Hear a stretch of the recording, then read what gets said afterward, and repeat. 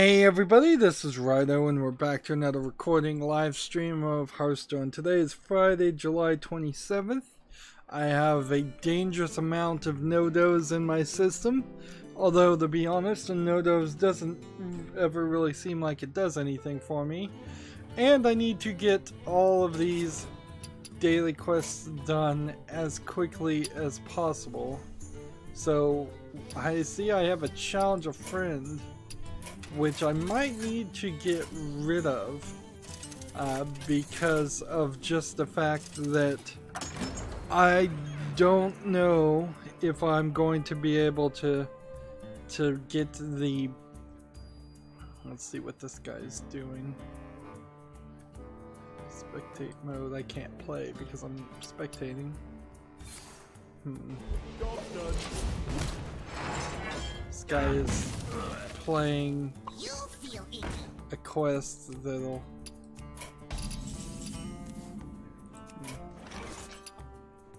Yeah, let's go ahead and stop spectating. Yeah. For some reason my headphones don't sound right either. Yeah, so I may have to change this. I need to play druid cards, I need to play warrior class cards, and then I need to do tavern brawl cards, so let's create a deck to see if I can win one of these. Like, you get this when you just play, so I may not even care to win, frankly. What was it? The point here, when it was going to point out, and I'm stuttering and everything, is that I'm still very much not awake from the same situation I was 2 days ago. Maybe I've shifted it a little bit this time. I'm starting at the right time or a little late even compared to warrior class cards. Let's do this. Warrior class cards. Just take everything really quickly, and I don't know, the only way I think I'm really gonna win the tavern brawl is if I get lucky and other people let me win. So, as far as because I'm half asleep, I think we're gonna probably run into a quieter game, if not a complete a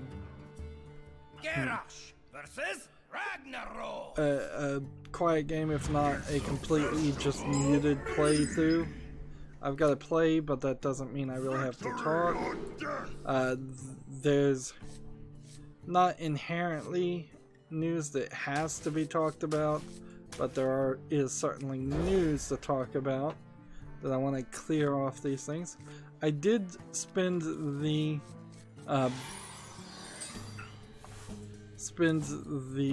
time, since I've not been playing Borderlands, which is what I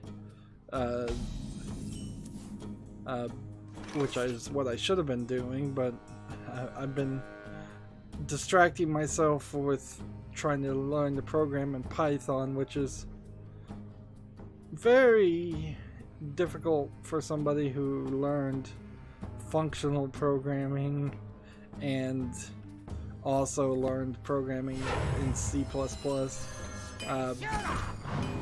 because it's rather different in a few key points. I haven't programmed anything in a while.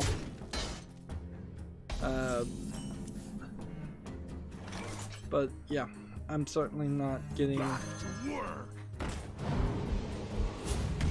all the work I want to do, I should be doing, done.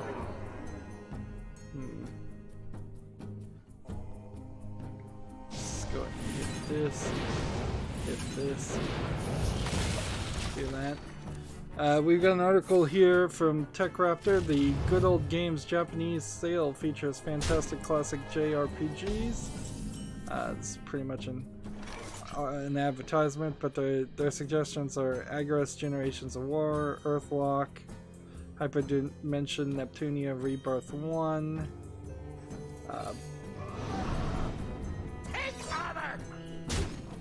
No problem.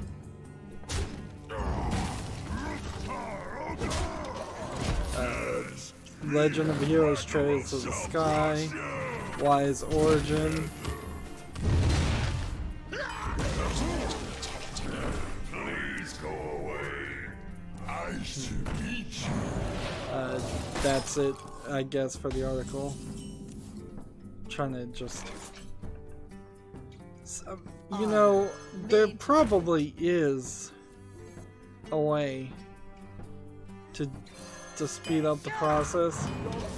Just covering a lot of this news. I could just go with the headlines, like Gematsu has a headline, Picross S2 announced for Switch, which I assume is supposed to be Season 2, or just if I was to guess. The only other bit of information that needs to be known is that it's coming out August 2nd, and it looks like it's going to be worldwide.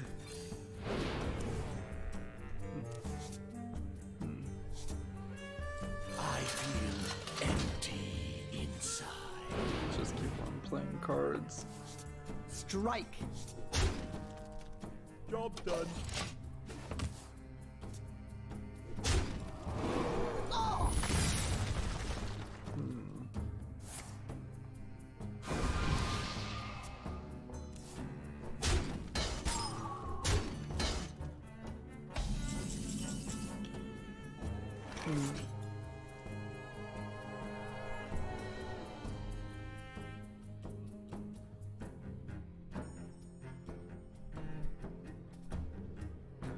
So, TechRaptor has a follow-up, and it's always nice to get follow-ups.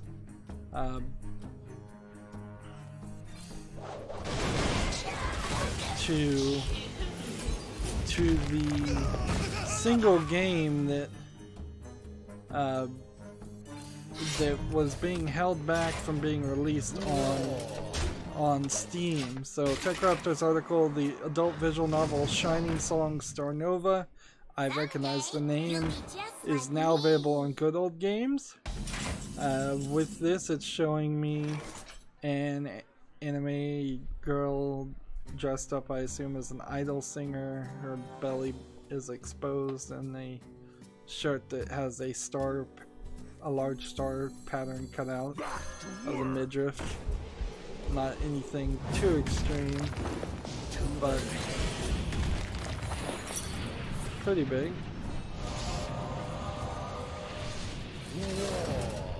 No problem.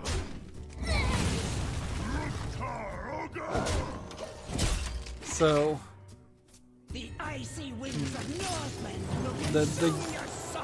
article says that Shining Star Nova is a visual novel, elements with a management game mixed together. Let's watch the trailer. The trailer thumbnail had about six anime girl idols, all of which looked about average in the anime style, not extremely young or anything like that on the scale, or extremely underdressed. Quite frankly, from what I've seen so far, you wouldn't even know that it had any sex element to it at all. The animation style looks fine. And see, the weird thing about this game being held back is that several games now have been allowed. So I don't know if this is a case of some rogue employee doing something they weren't supposed to and holding back the game, or if a lot of things are getting held back and they're just only one company is bothered to complain about it, or what. Or if maybe they implemented a policy and then changed their mind on the policy. Yeah, this trailer is just showing you every single girl. They're all in the same outfit, basically.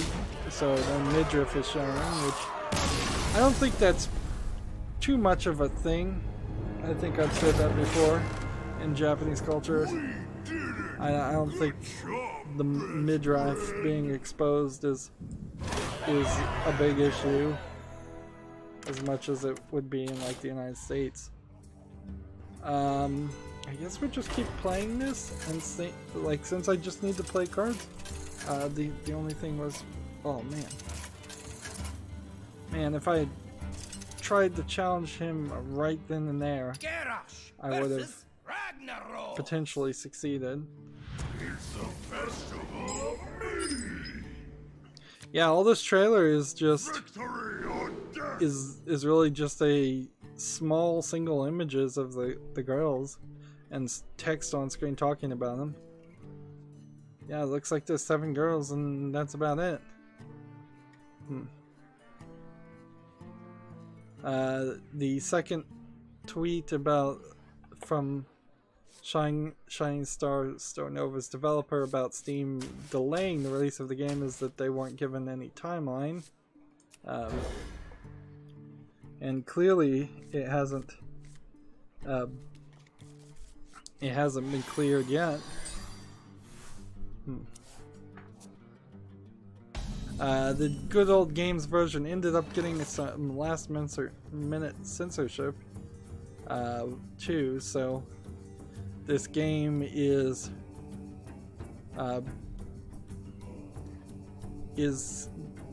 jumping through hoops to be on good old games, because yes, good old games specifically said they'd be willing to censor.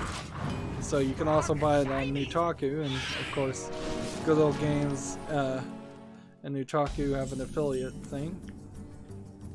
Yeah, there's just like nothing here that explains what the problem is. So now I've clicked over to the Nutaku link, and Nutaku is not shy about showing the goods, as it were. So its screenshots are immediately, like, as soon as I clicked the button, I was seeing nudie screenshots. I serve the Fire Lord.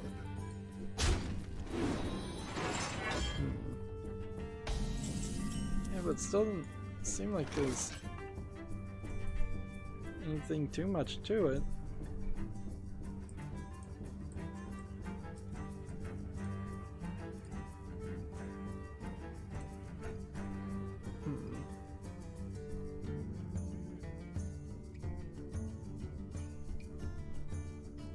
Yeah, I still don't see anything here that inherently says this is the one game that should have not been allowed on Steam. The thing with the thing with what am I trying to say? With Omega Labyrinth Z, that game, at least, like, it made sense why it was getting censored when you finally got down to what it was, and it kind of made sense when you saw that one of the main characters' animation style had a girl that looked very young, but that's not the case here. So yeah. So in some of what I was doing since I wasn't recording, I went to my wish list and put a lot of the AAA games I definitely want to play at the top of my ordered listing of my wish list. And as part of that effort, I decided to double check that I marked both Firewatch and Depression Quest as not interested. I'm sorry, but I'm just not going to cover games from companies that have in the past done content ID, DMCAs, or other things. If you attack a YouTuber before, then you're likely to do it again. So for that reason alone, I have to just not cover your game. Which kind of sucks because I do want to play Firewatch, but I'm not going to make footage of it if I do play it. And the first request I can take or leave easily, because it's a free small game anyways. PC Gamer has an article, Samsung hires a former NVIDIA employee, could be developing its own GPU.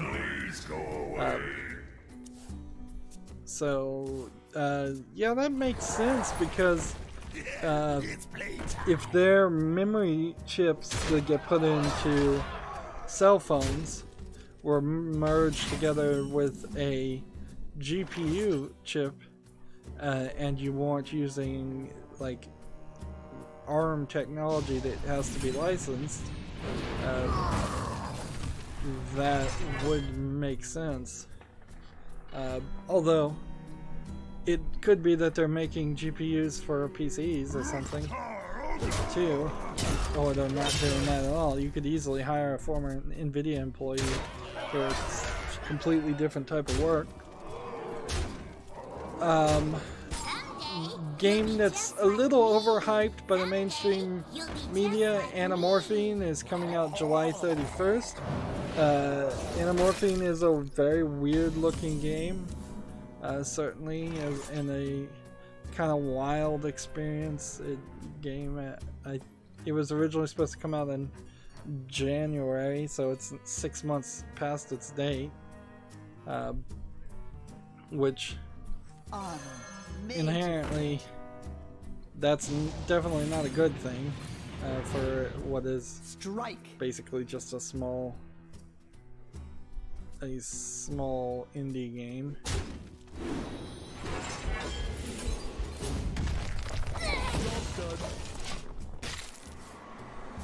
Let's see.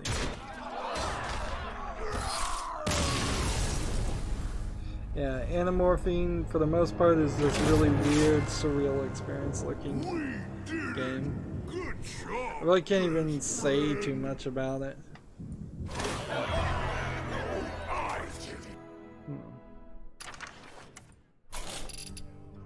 Let's see. See if we can catch this guy when he's almost done. I'm totally willing to play Anamorphine. I'm just certainly not interested really in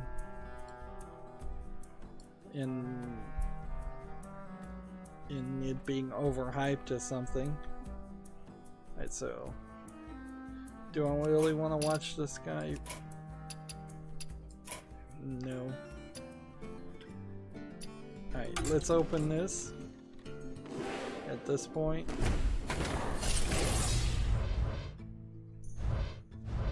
game, at least they're being generous.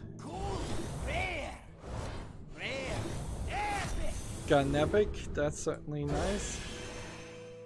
They're giving you a pack even if you don't win that battle, because that battle is pretty difficult. We have a large pile of dust, and we have a large pile of gold. I guess I'm happy that the new expansion isn't happening right now, certainly, but also I'm a little bit upset with just the way things are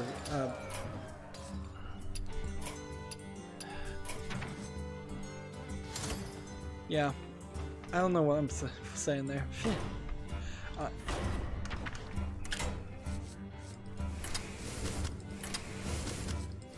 Yeah, I've totally lost it. Let's just see if we can get into the important news, get all of that done, and then go on to a Silent Post show. The thing here is I need to try and stay awake until at least 10 o'clock. And I guess I don't need to be really mentally alert when doing this, but being in a half mental state where your brain is half asleep, which is what happens to me when I don't sleep for about 24 hours or 18 hours or so. Feels like half of my brain goes to sleep and having micro sleep moments. Gamer Sutra has an article. Apple promotes iPhone gaming performance with a new ad. I'm not really of the opinion that iPhone gaming was something that Apple cared about, nor do I think it is really in a great place to promote iPhone gaming. But I guess whatever.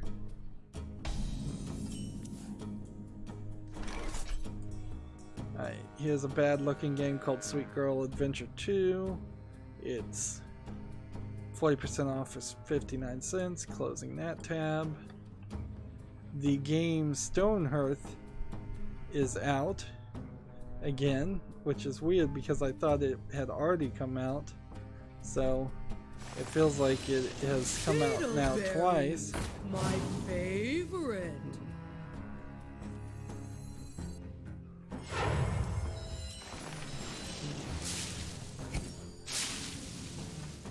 There we go. Stonehearth is 42% positive of 247 reviews in the past 30 days, which is really, really low. Stonehearth was a Kickstarter, if I recall correctly, clone of Minecraft that people were into.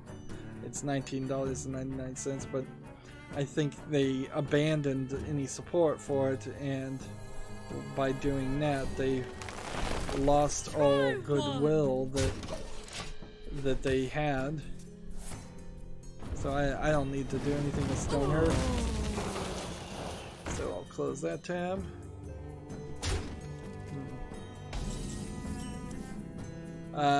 Gamma Sutra has a blog, Solo Indie Developers After Steam Direct. Let's see if there's any quotes here or anything.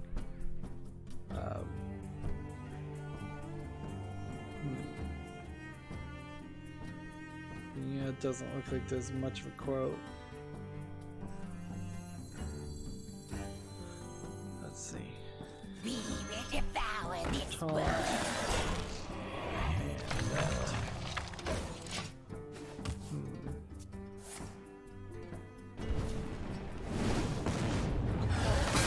Looks like mostly this is a rant by a developer just saying, yeah, indies are not going to be treated well now because of the new recommended updates and the new systems that are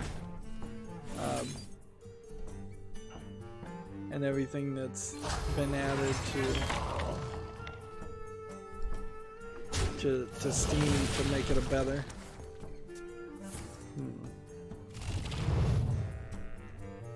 Yeah, this is really just an entire rant about a failed indie developer.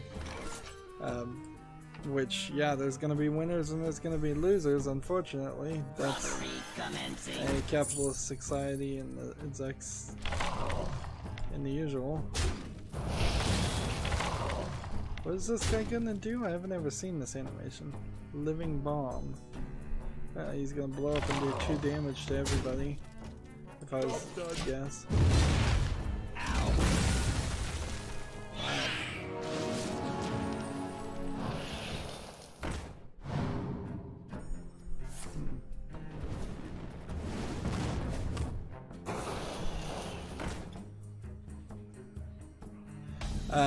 PC Gamer has an article. Denuvo brings legal action against one of its biggest enemies. Updated, it now appeals Revolt founder Voxy is facing criminal charges. So yeah, I mean, what can you really say or do about that? Like, he is probably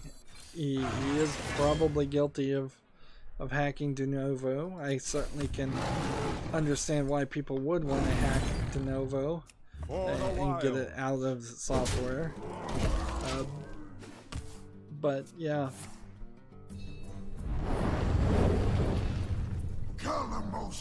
Yeah, I don't know what you really can say about this story. It's not barely even related to the video game industry. It's like a video game software company, like so many other companies, has turned somebody over to the cyber crimes unit. It probably happens a lot more. If the hacker wasn't famous for what he was doing, it wouldn't be a story at all.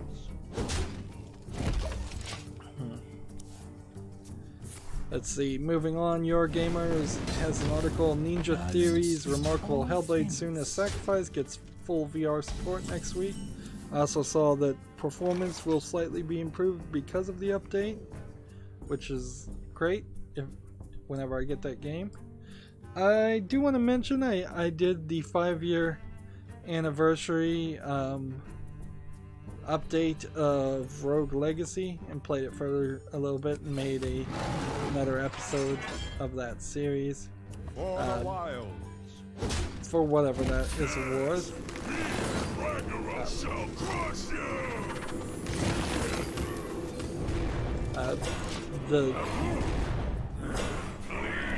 Not too much really seemed like it changed on the face of it.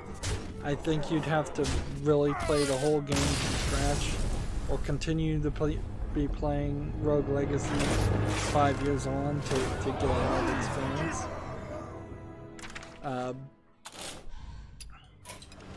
And so yeah, let's just spectate this guy and that'll let me focus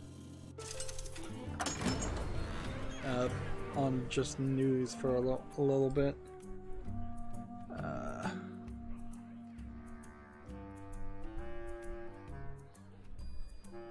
Yeah, I'm certainly not going to go back to playing Rogue Legacy. Interestingly enough, Rogue Legacy was only about 15 episodes, about an hour long, so if I had done them as 30-minute episodes, it probably would have worked better. I'm closing a lot of things that are just asset flips and not even talking about them because, you know, in all honesty, the act of talking about them is in part the thing that adds a lot of time to it. And, you know, I'm trying to speed things up, so this is just a short 1-hour stream today. Not too many people would have come to a Friday stream anyways, so that's kind of fine. If anything, I should be upset about he's not even playing. Guy's gone AFK apparently. Oh, this is interesting. Your Gamer has an article, Dragon Ball Fighters Z developers talk fan service, bad characters, and the touch of death. Just saying, Saiyan, as in Super Saiyan. This is an interview. Of course, this is Your Gamer doing the interview, so probably the Japanese people they're interviewing are just going to tell them what they want to hear.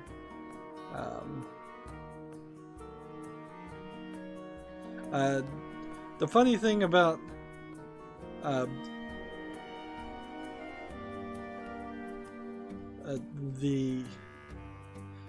in this case they're talking fan service in the sense of just including Easter eggs that fans would appreciate, not even, you know, cheesecake fan service, which I guess I should have figured that out because there really wasn't a lot of instances of that I've seen of what I call fan service. Alright, well, let's just move over to the European account, I suppose.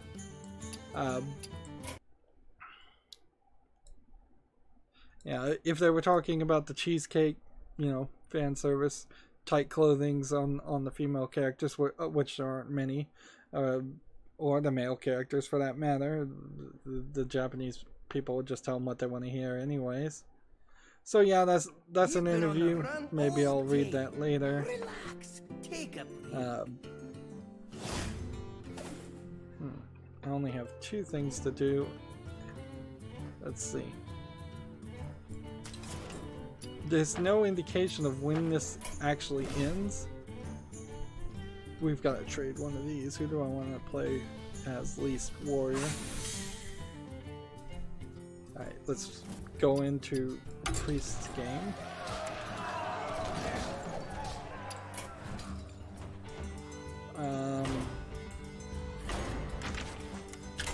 Okay, so what I want to do... Sure, you just finish the deck automatically. There's a game on Steam that's called Isle of the Sky. It looks like it's a Corden ripoff. That's not inherently a bad thought though, because Corden is a good game. If that's the name of the game I'm thinking about, it's a tile placing game where however you align the tiles is how you calculate the score at the end of the game. Isle of the Sky is $9.99. I'll put it on the wish list. Keep an eye on it. Eurogamer's got an article. Dutch Dota 2 players can now see what's in a loot box before they buy it. Steam has bent over backwards and done a favor for the Dutch people because of that law, which now I'm sure everybody else is going to get jealous for that. Gamasutra has an article. The GDC 2019 welcomes 5 new members to the advisory board. So, GDC, the new additions are people who worked on Ratchet and Clank, Slime Ranchers, The Sims, Don't Starve, and many more. And people named are Andreas Fredriksson, Carolyn Krenzer, Nick Popovic, Jamie Cheng, Cheng, and Carol Shaw. So I don't know any of these names, frankly, but okay, whatever. I don't think there's any major drama happening with GDC right now that I can think of, so there's no real tinfoil conspiracy I can think about as far as that. GDC is the Game Developers Conference. Inherently, I'm sure it is an instance of it being a pretty biased place where developers come together and talk. I serve the Fire Lord. If I had shut that, if I had somehow killed that, would have won.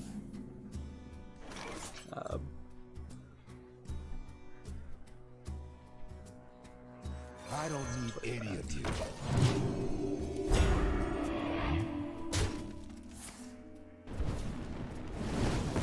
Closing a lot of news articles that are just from Gamasutra, that are just screenshots and little bits of details on games.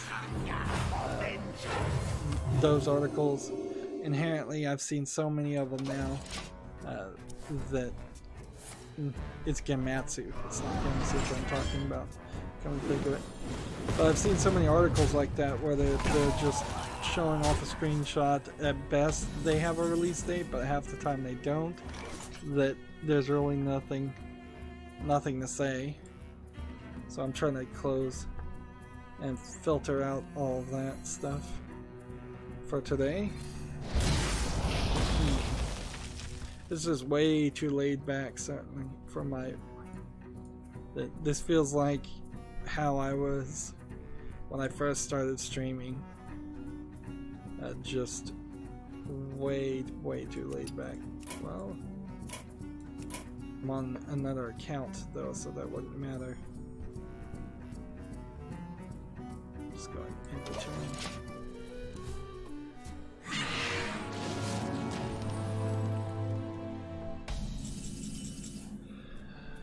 Let's see. Your Gamer has an article. Dark Souls inspired 2D action adventure Salt and Sanctuary comes to Switch this August. August 2nd, that is. I think we probably already had heard that, but I want to cover that. Gosh. Yeah, I just feel like I'm way too slow.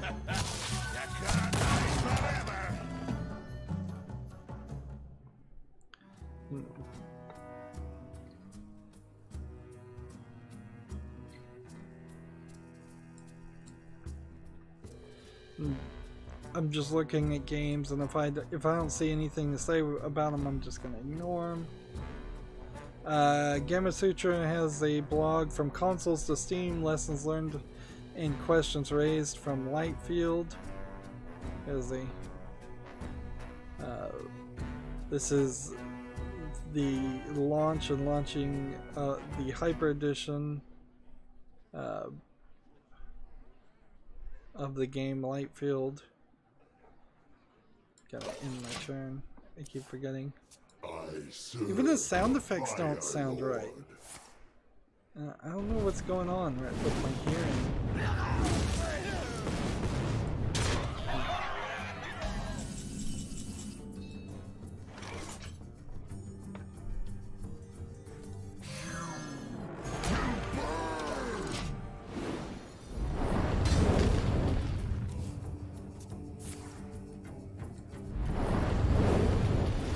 Do I really ever need to mention RPG Maker games that are early access?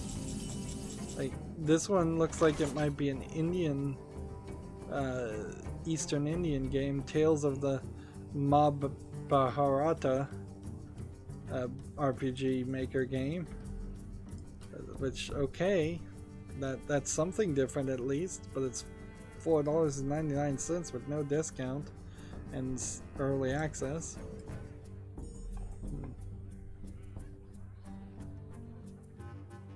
Just a pinch of it.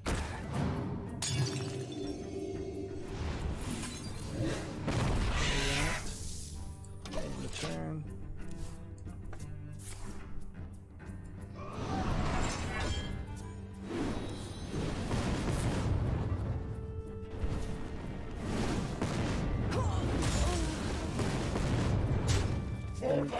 Surely a game like Dude Simulator 2 is just a troll game. Yep. So I don't really need to talk about that. PC Gamer has an article. Rainbow Six Siege cheaters will lose seasonal rank and rewards. Suspended players will not benefit from their illicit activities. I think Rainbow Six Siege is becoming an odd game. Certainly they seem to be getting more and more committed to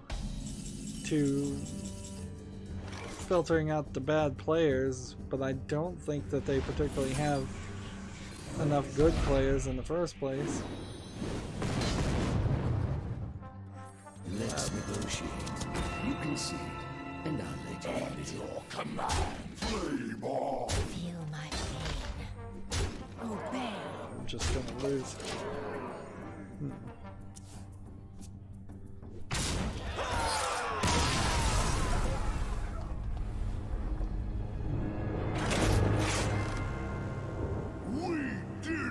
Like, they're saying that they suspended 1,300 people of Rainbow Six Siege. It's kind of ridiculous. Let's go ahead and open this.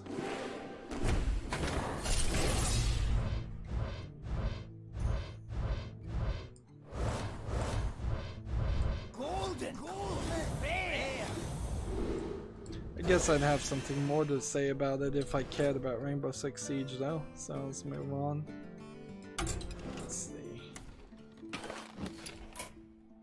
Oh yeah, I'm just so half asleep. so half asleep. I'd take another node dose, but I've already done 2 or 3 in less time than you should. I usually use 5-hour energy drink extra strength, but I ran out of that and tried to get it out of my life because I didn't want to be in a position where I was using it, since it works, but it's at a high cost. Let's see. Now we just need to win for real with the priest, I guess. Merle Paladin is not priest. Combo priest. Casual. Standard. But I bought the Nodos thinking maybe it wouldn't be so harsh. And it's true, it isn't as harsh as 5-hour energy drink X strength, but it doesn't work. PC Gamer has an article. Unity says strange emails sent to developers were caused by human error. We've already started making changes based on both the negative and positive feedback. What were these? The emails range from inappropriate from your ex creepy to more concerning reports about potential EULA violations. They were sent in such a small time frame that some developers began to worry Unity had changed its privacy and user policies without telling anyone. That sounds like a very YouTube thing to do.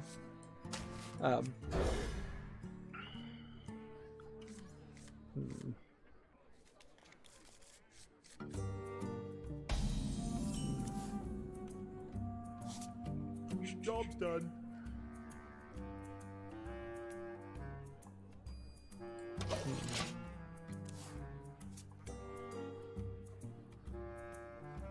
Is someone injured?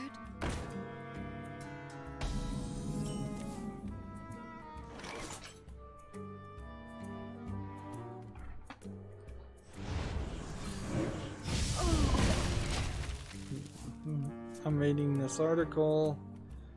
Seems like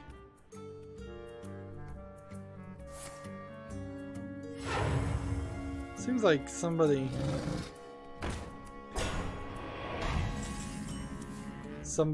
was trying to have somebody who didn't even really speak English or didn't care about the job. Maybe they were having somebody trained and they were sending out emails inaccurately or something. Seems like just a rogue employee was doing something crazy. Moving on, Gamasutra has an article. Forza Motorsport 7 will not feature loot boxes. Good to hear. I don't think there's really anything else to glean from that article. You can pretty much guess, though, that if it doesn't have loot boxes, it'll try to make its money somewhere else. There's going to be some new scam that comes out. PC Gamer has an article, what it's like to launch an indie game in 2018, hour by hour. This might be an article that I might read later. Let's see. Pain or suffering, I can't decide. Here's a game called Just Ride on Steam. It's a racing game with RPG elements. It seems like you're playing as a motorcycle rider. Graphics look relatively good. Not amazingly good, but relatively good. It's English language not supported, $14.99. It's simplified Chinese. Interesting. Okay, that kind of sucks. Because that one actually looked like it might have a chance. I hope you like my invention. Mind if I roll knee?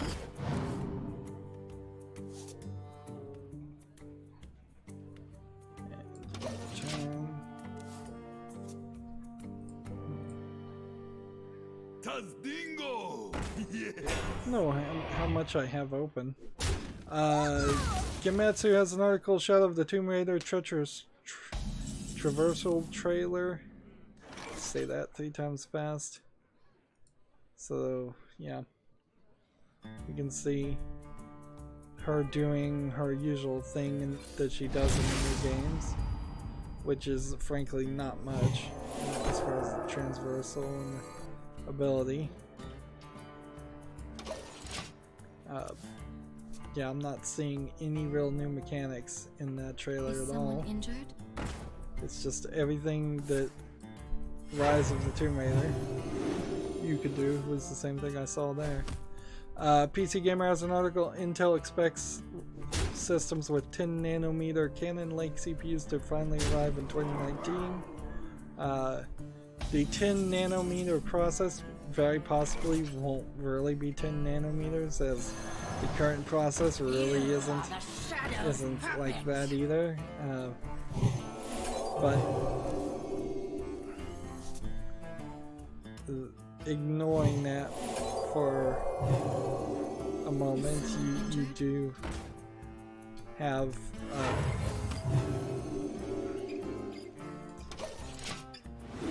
you have a factor of these chips getting smaller and smaller and more energy efficient. Speaking of energy efficient, I've been doing some testing with my Samsung Galaxy S7, which is getting close to the point where it's time to replace that, and it has like quick charge version 2, so it can only pull about 1,000 milliamps at most, regardless of what kind of cord or plug you plug into it.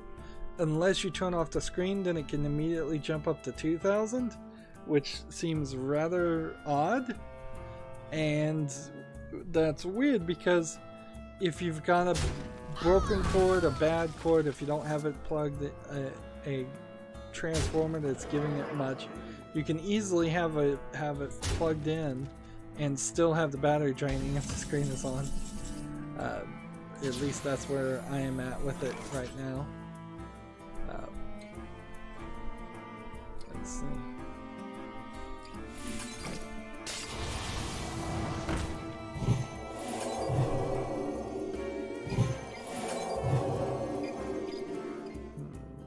Right away. Should have just attacked it with this. That would make more sense. PC Gamer has an article, EVE Online developer CCP agrees with an Unreal Engine 4 deal, working on an unannounced MMO. So,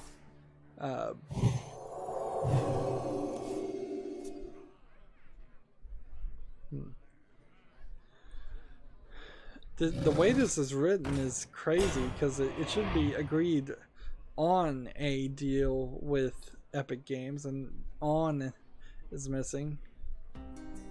The agreement is that Unreal Engine 4 has been named the exclusive development tool for all CCP games currently unannounced projects. One of these is an action-inspired MMO. This is, I believe, a 4-year deal. It's probably coming with some guarantee of extra support for the Unreal Engine, or some other thing that would make a little bit more sense.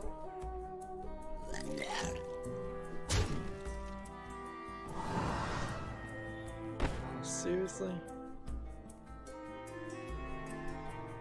What happened there? Why didn't... Right away. Why didn't that work?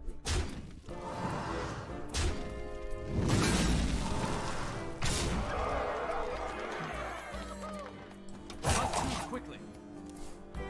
Gamma Sutra has an article, FIFA Mobile's debut in China brings EA its highest grossing day for a mobile game. Good news for EA, I suppose. And that certainly is an example of why people want to get into the Chinese market. There's a lot of chance for profit. Meanwhile, not really related to games, Facebook had a horrible day, which is kind of odd because they only lost 20%. There certainly have been examples at some point, maybe 100 years ago, where entire companies lost 100% of their valuation. But Facebook is a big company, so it's more news than it makes out. Let's see. There's a game on Steam called Sisters in Hotel Episode 3. It's a nudity, sexual content visual novel. It seems, I would guess. And oddly, the anime girls in this one of them does look young. So that just more makes me wonder what's going on at Steam. Why some games are allowed to release and some don't. The animation style is a little soft, but pretty good.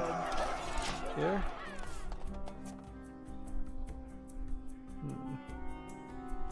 It's English only, interesting, and it has 100 Steam achievements and it's 59 cents. And so it probably is a 100% achievement game. This is weird because you usually don't have an achievement game that also is a visual novel, so this is a new direction. I don't know. This is gonna be weird. Certainly. What's weird about this too is that, yeah,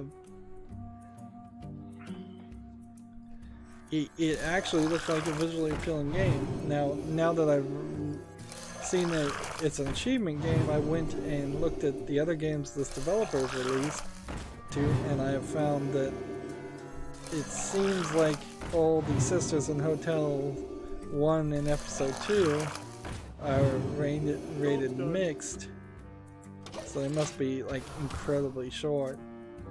And every single game this developer has put out, which is about 15, is either mixed or negative or not rated. So I almost wonder if this is a stolen game.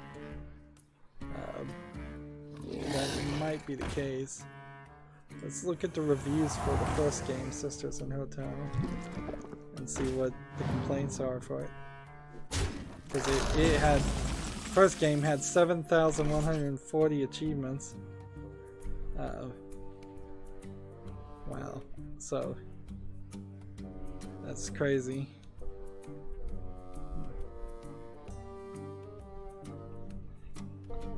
Let's play this. Mind if I roll need? Win.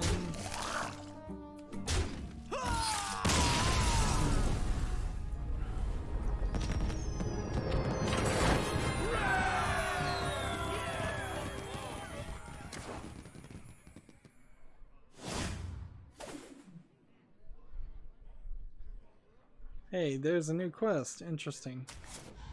How could I have 3 quests? I guess I didn't make any progress on any of them yet. I thought I'd gotten something done. I guess not.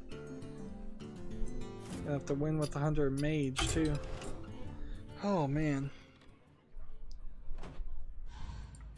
Yeah, the review says this game, here's one negative review. This game is honestly just an achievement farm roll and all the artwork is stolen, as said below in other reviews, just recolors.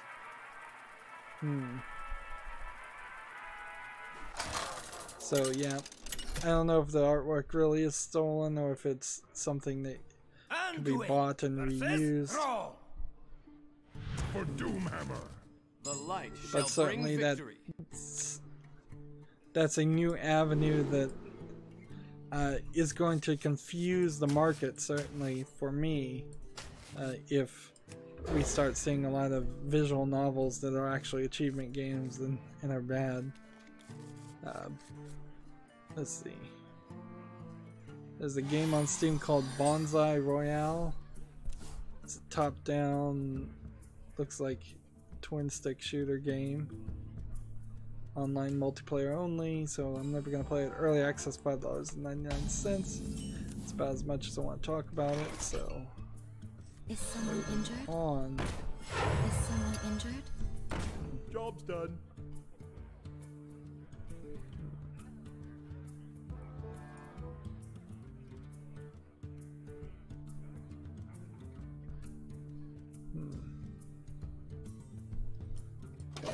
Remember to end my turn. Gosh. You know, the question does occur to me, maybe sometimes I should just like, play silently. No, because then I'm not really adding anything to it. Right away. Right away. And frankly, if I'm not doing my job as a YouTuber and a video game critic, then I might as well just not be playing the games and doing something different.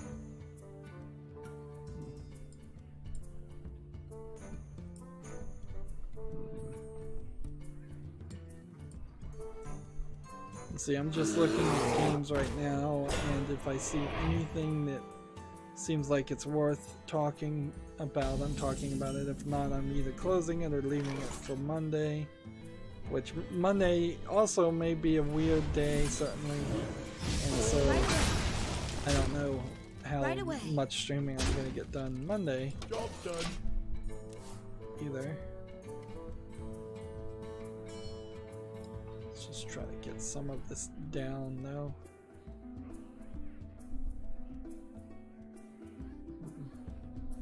Yeah, here's a tower defense game called Aegis M. It looks pretty for a tower defense game. It's early access. It's $12.99. I really don't think I'm ever going to have an interest in playing a tower defense game. Maybe it's not even a tower defense game. It might be a Dota game. No, it's a competitive tower defense mixed with an action shooter. That's what it says, okay. Right away. Right away. So yeah, I'm not interested in that. The one thing I couldn't do when I looked at my wish list though is really didn't run into a lot of games that are negatively reviewed. There's a ton of games that aren't reviewed. And so I probably need to do another pass where I sort everything by the release date and just start looking at games that have not been played by anybody and seeing if I want to reevaluate and see if that game is worth playing. Although I certainly could see myself being happy to play a game that hasn't been reviewed by anybody else, because then I might get some more views because of that. I haven't been paying a huge amount of attention, but it doesn't seem like hashtags are really doing anything for my channel. Somebody commented on one of my videos and I didn't get the comment notification, so it took me a little bit longer than I would have liked to respond to that person. So, but I did eventually find it. I imagine that somebody may have commented on one of my videos somewhere and I not see it at all. Rock Paper Shotgun has an article, Steven Universe Save the Light warps on the PC next month. Steven Universe is popular at least amongst a niche group of people, so I could see myself thinking about playing it, but also I could easily make the argument in my head that the Steven Universe is just not a game that has quite as many people as is enough to think that it would get me a lot of views because of that alone.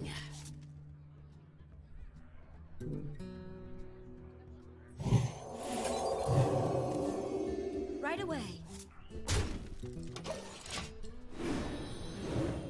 Seems like we're getting several Cartoon Network games released at the same time, because Adventure Time was released just a couple days ago. It's kind of crazy. Like, I don't know why you'd release these at the same time. Also, I don't know why you'd release games for kids as school's just about to start. Is that really the time to start releasing games? I don't know. Eurogamer has an article. For Honor 7th Season Storm and Fury starts next week. This is another instance of For Honor advertising itself. more than it should, in my opinion, or getting advertising it really doesn't seem to deserve. But I suppose whatever. Right away. Right away. The main issue I take from that is it's really surprising just how far For Honor is in its number of seasons, since it feels like it's a game that's only been out for maybe 2 years. Game Sutra has an article. The Detroit developer Quantic Dream loses in court case brought by ex-employee. Let's see. This was an interesting follow-up story for that, and this is a French employment law case. The case itself was filed under a specific French employment law that allows former employees to take companies to court over wrongful termination if they left due to considering themselves a victim of the company's action or culture.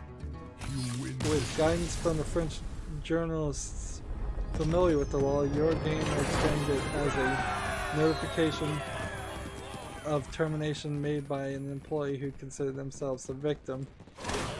So this is all being translated from French. Though going the route causes that individual to forfeit their employment rights and salary in exchange for the ability to petition for unfair dismissal. Forfeit their employment rights and salary. What were their employment rights and salary otherwise? Need to win with a mage, probably. Hunter, mage. Do we have anything that would play big cards while I'm doing that, by the way? In this particular instance, the employee's case centers around allegations of toxic workplace culture that were circulated earlier this year by the French publications. By the way, he is also, the company Quantic Dream is also suing those French publications for slander, basically. The individual in the case, I thought it was more than just an individual. I thought it was the entire IT department got fired, was my understanding, for not working anymore.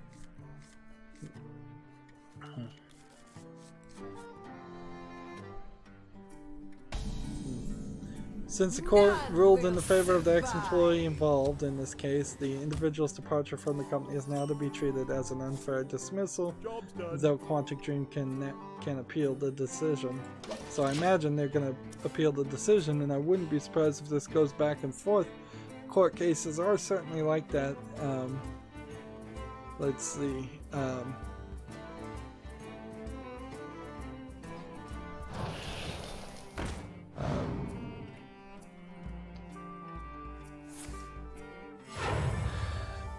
Yeah, we'll have to see if there's any more update here. And there was a Game Sutra article that was linking to a Eurogamer article, so now I've clicked on the Eurogamer article to see if maybe I can get some more details. There's certainly a translation barrier here on top of a bias in all the journalists, because certainly all the mainstream video game media was against Quantic Dream for this.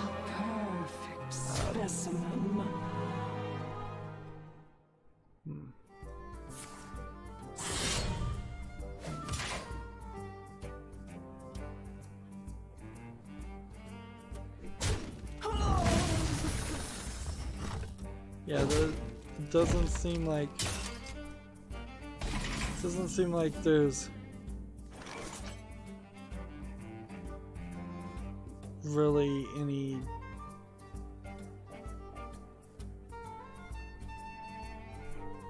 more news here.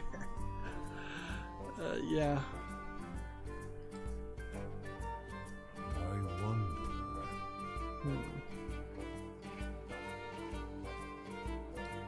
Yeah, yeah, we'll see where this court case goes. I suppose. And I kind of need to just wrap up and go into a silent post show. Yeah, there's another Big Fish game, hidden object game called Haunted Halls Revenge of Dr. Blackmore Collector's Edition. Don't need to really talk about that, it's going to be really expensive. Let's see. Here's a side scrolling shooter that looks alright. Here's a space shooter. It says it's a roguelite shoot 'em up game. Actually, I kind of like the look of this game, Black Paradox, so I'm gonna wishlist it, keep an eye on it. It's early access, 25% off for $8.99.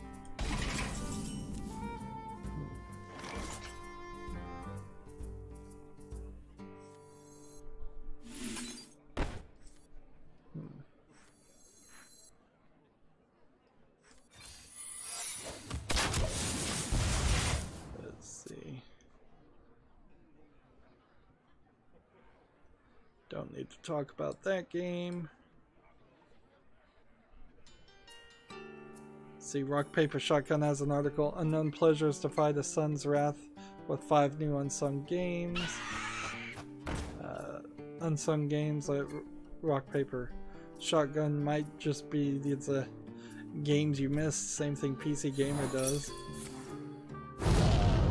I haven't heard of any of these games.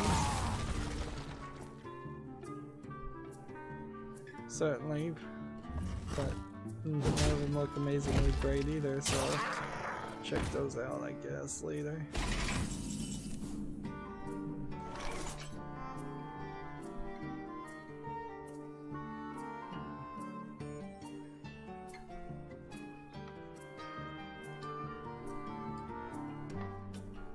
Let's just keep on playing.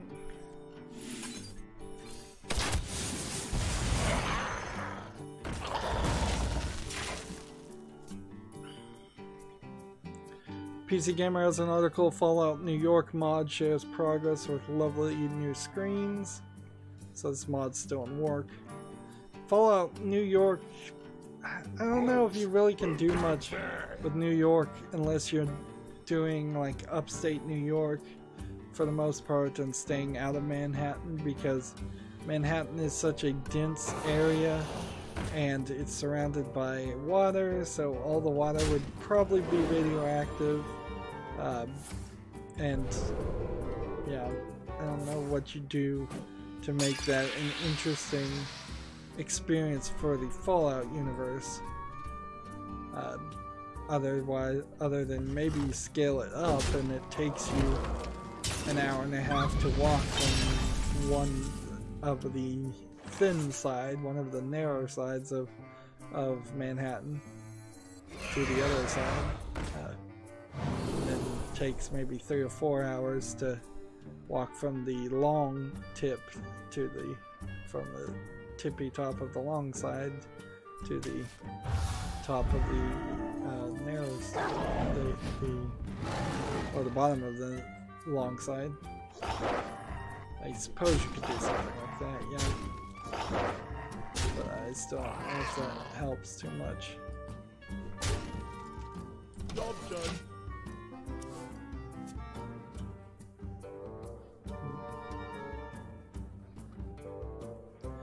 There's another VR game where you do a job called Burger Van, except for it's not burger with a U, it's burger with a V. $6.99, not worth playing, really. I wonder.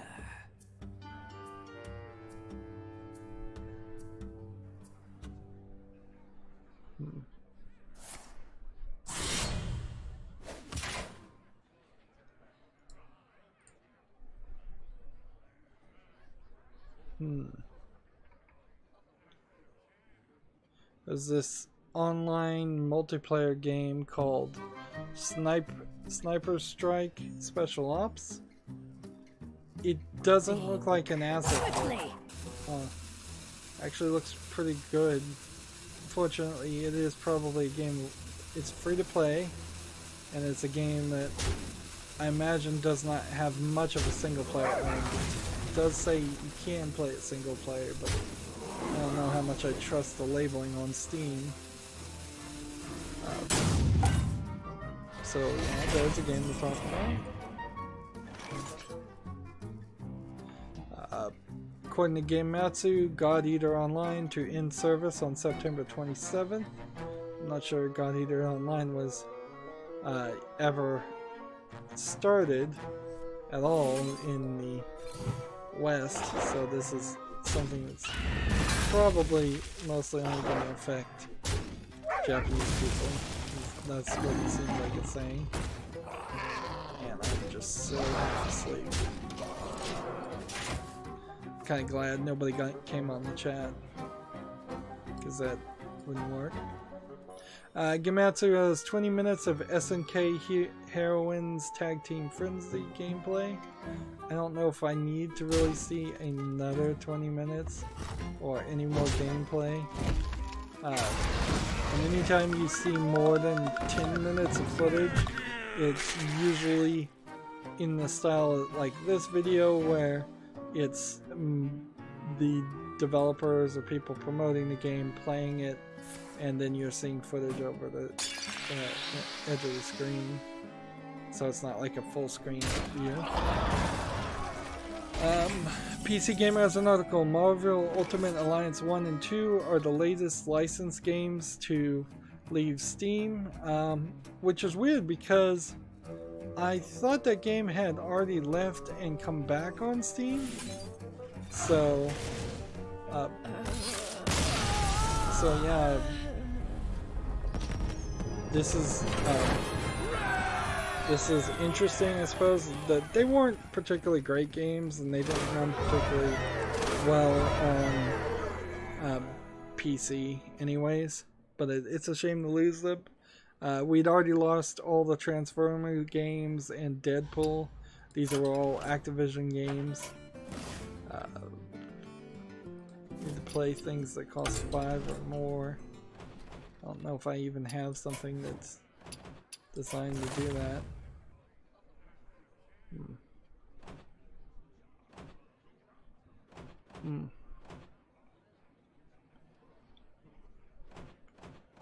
Yeah, I don't think there's a deck here that even is designed to do that.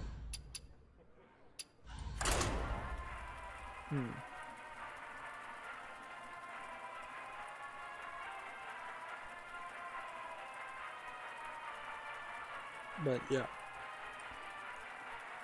it kind of sucks.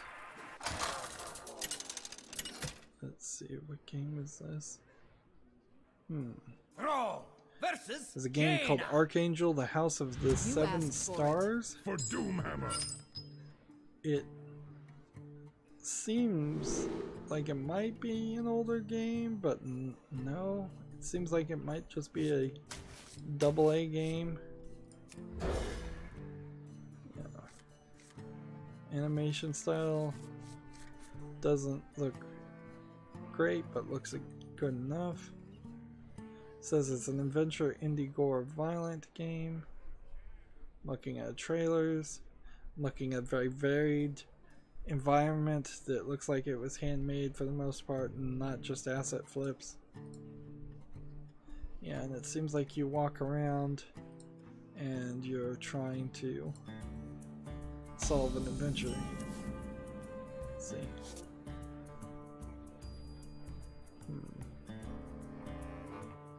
Well, Archangel House of the Seven Stars is $14.99. I'm gonna wishlist it to keep an eye on it.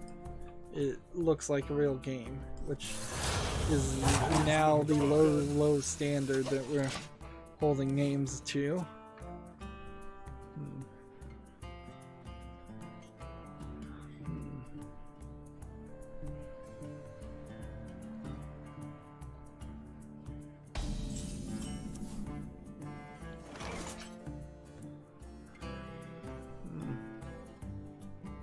Looking at a game called Grid Gunner.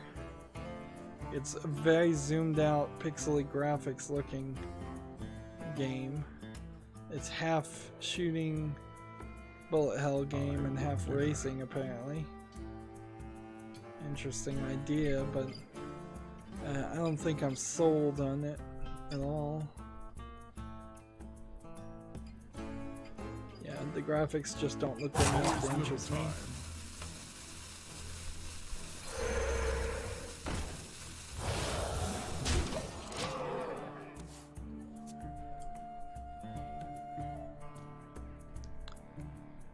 We've got another, what looks like visual novel, Guilty Summer Kiss 2 Bloody Secret, tag nudity, sexual content, anime, casual indie. Honestly, it looks like it's a Western animator because it's not up to that level. It's tagged with English, Russian, German, Chinese, Portuguese, so it's certainly going for a wide market, but the language I didn't see there was Japanese. Japanese was at the bottom, which they need to sort that, certainly.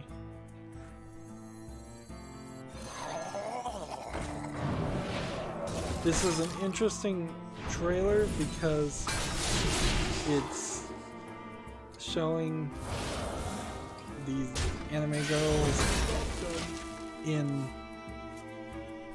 rather nude or close to nude pictures on Steam, and so again the question is why was Guilty Summer Kiss 2 allowed on Steam and others were held back? Like, there's a almost 100% nude lady in the first trailer. Like, the trailer goes for 2 characters in their underwear to 1 character in her underwear topless with X tape over her breasts.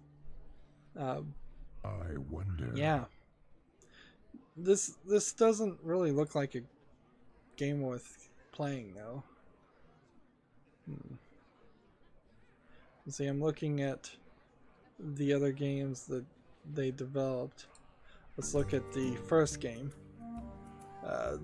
in the Guilty Summer Kiss series, and it is 18% positive of 11 users, which that is amazingly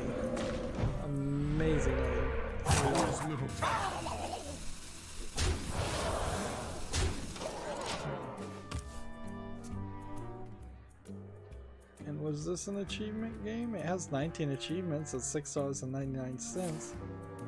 Let's see what the reviews say.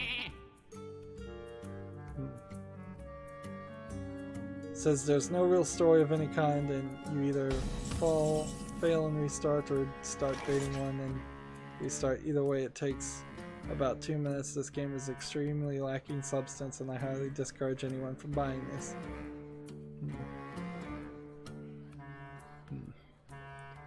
So yeah, interesting.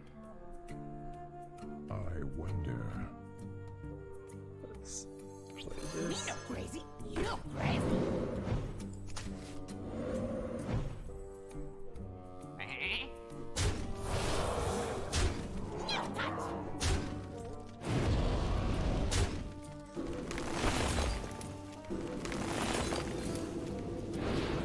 Not getting anywhere. Next game we have on Steam is called My Russian Trip.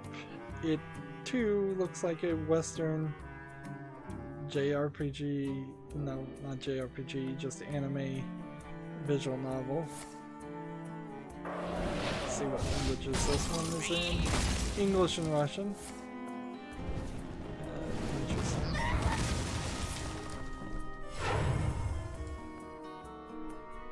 So the animation style is particularly worse in this game. It's 30% off for $4.89. I don't think so.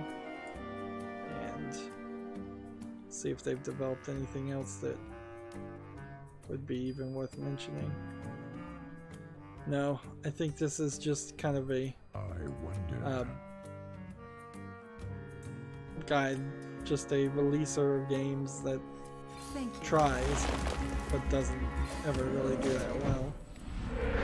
The other anime visual novel looking game they have is called Football Girls Dream Team. It's 45% positive of 24 user reviews in the last 30 days. And it's just a match 3 game Midsummer Fire Festival. where their clothes fall off when you make matches.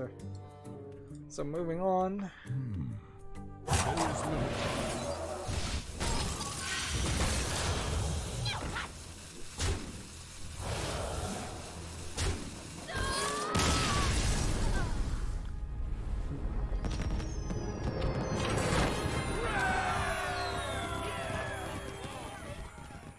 Well, I'm not making a lot of progress here, so let's switch over to the Americas account. I'm not going to break up the recordings. I'm just going to do one video. People who watch these videos when they're pre-recorded are going to suffer pretty much through this. And me just barely talking.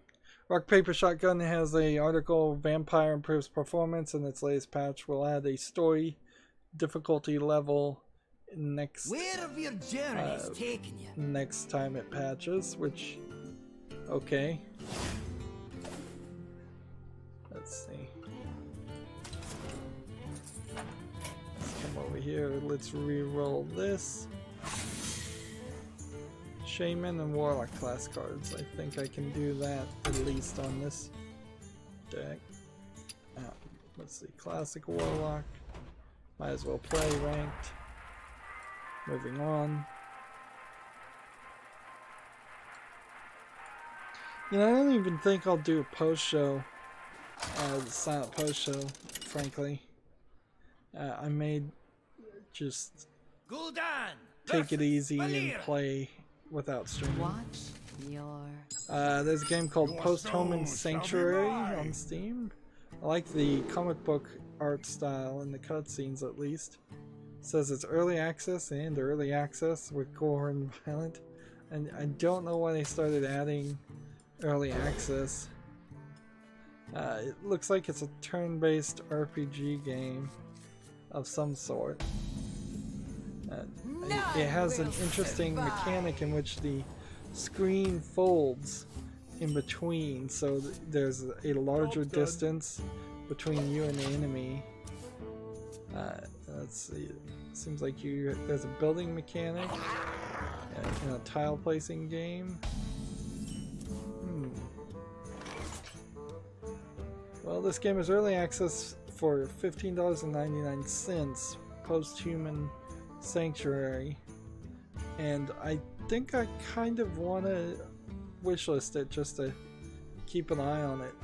It might be an amazingly new twist on surviving the zombie apocalypse. We've got a VR game called Synth Ninja. I don't think you really need to say it is literally Blade Saber, except for you're throwing ninja stars. They early access 15% off for $4.24. Don't really need to talk about this. Ubermosh Sancticide is out, this is weird. I keep getting recommended this game Ubermosh by Steam, and it always just looks like it's gonna be a crazy top-down shooter game that's just hard to keep your eyes and focus, and it's gonna kill my fingers if I try to play it.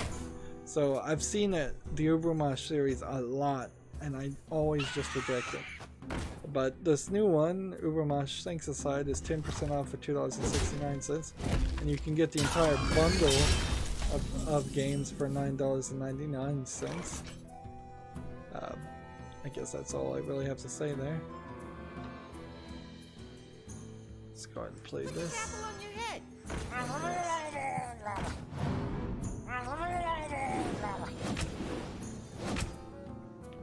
Such seal swine. Job's done. Your Gamer has an article, HTC Vive hits back following VR's dying claims. Apparently. They don't think it's dying. I don't think it's dying, I think it's just plateaued. I think the people that have it will still have it. Gamasutra has a weekly jobs roundup. Engine programmer for Defiant Studios in New York, New York. 3D tool software engineer for Baidu USA in Sunnyvale, California. Senior programmer for Disbelief in Cambridge, Massachusetts. Technical artist for Roblox in San Mateo, California. Community manager for Rockstar Games in New York, New York. I know I covered at least one of those games already.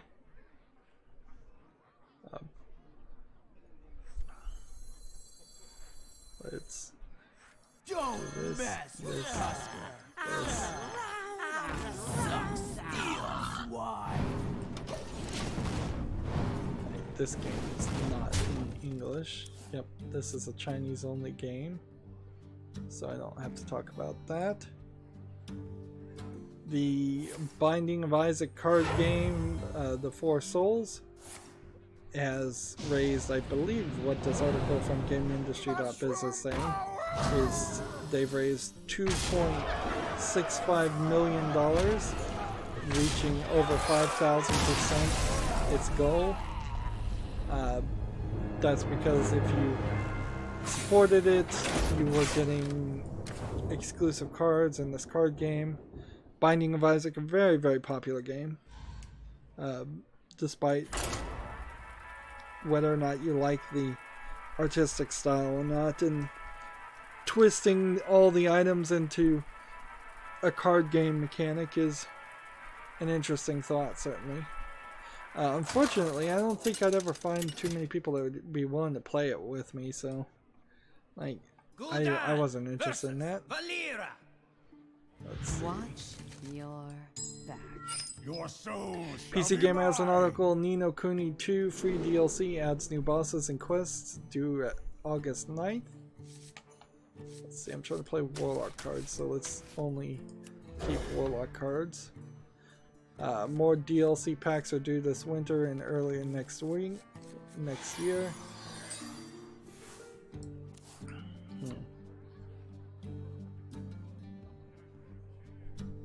Let's see.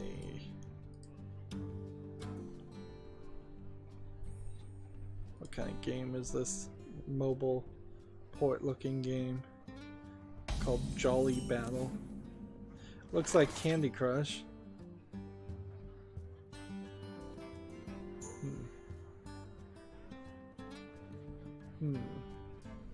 Honestly, it may not even be Candy Crush. It might be more along the lines of a Why do you call?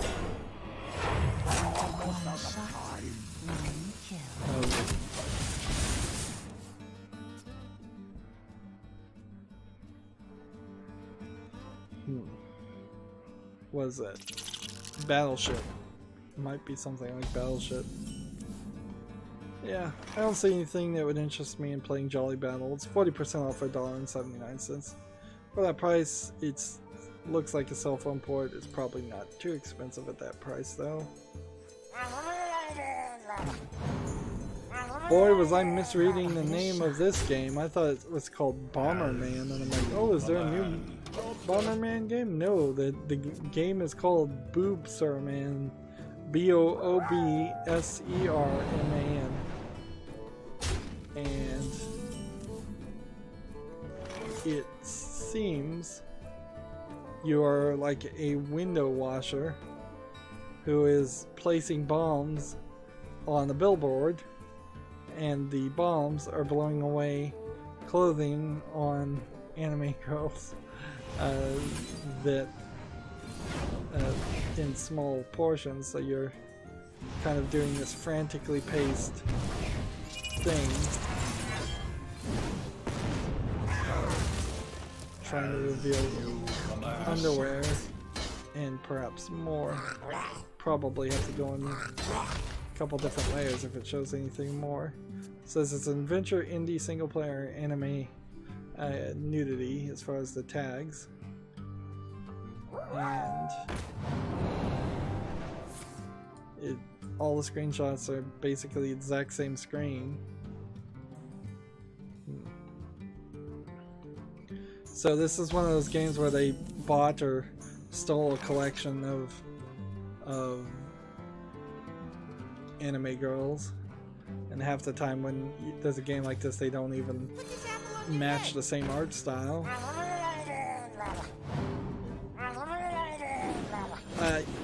I don't know how you can really complain about this though, because they literally, Capcom made a Bomberman game with anime girls and explosive clothing, so this is just somebody doing the same thing Capcom did. But yeah, this game doesn't look like it's worth anything. 30% off for $4.19. Seems like there's only 5 girls in the first place. Maybe they're in different poses or something, but I wouldn't be surprised if there really isn't. We must very easily could be a like less than 2 minutes type thing. I'll give it a shot.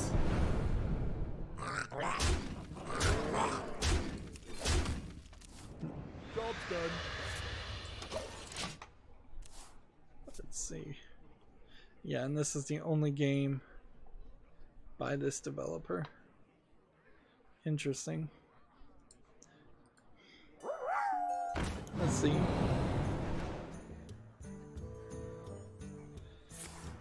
Oh, GameIndustry.biz has an interesting article, and I didn't realize what it was saying until now. And like I've said, I've been half asleep, if you can't tell. The Escapist relaunches with a no politics pledge. Enthusiast Gaming acquires publication, reappoints former EIC Roos Pitts. Let's see if I'm gonna make this text. So the Escapist was a mainstream video game media site that arguably was a little bit indie in its first bit. It was this collection of Jim Sterling and Movie Bob, so it wasn't just video games, and Cynical Brit Cynical Brit was Total Biscuit's name. Yes, he may have actually been a part of the Escapist at one point too. Fully Ramblomatic is his name, but Zero Punctuation. Is that his name? There was a guy that talks, a British guy. For the most part, like everybody that worked at the Escapist was British, and then it kind of fell apart. Let me just read the article here. Fell apart. Jim Sterling got fired, everybody got fired, it wasn't getting enough views. The Escapist was originally launched in 2005, so 13 years later. It was the lead...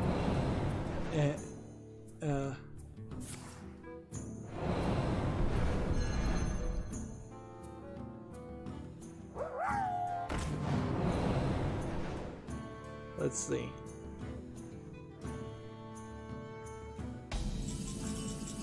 So, Roos Pitts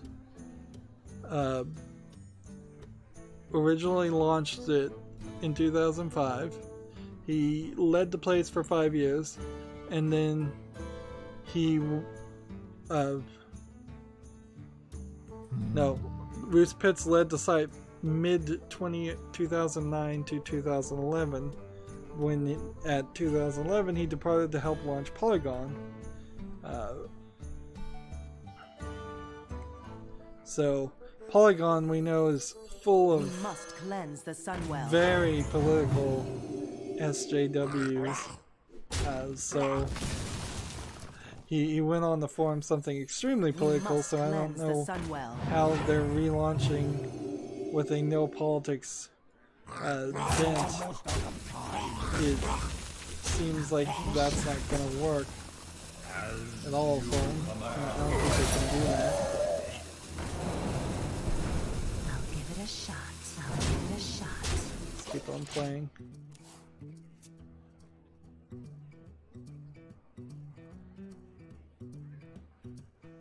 So it's a full reboot.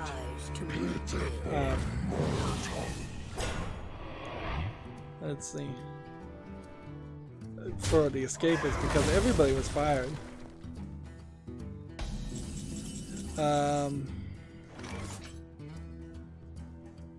Let's see. Escapist is now part of the company that owns EGLIX in Toronto. I've never heard of that. And Destructoid. I mean, frankly, it's all 2 or 3 companies at this point that own all the mainstream video game media sites. I could have won that turn. He put out a Medium post reflecting on his return to the Escapist. Also stated that it's not going to be what it was before.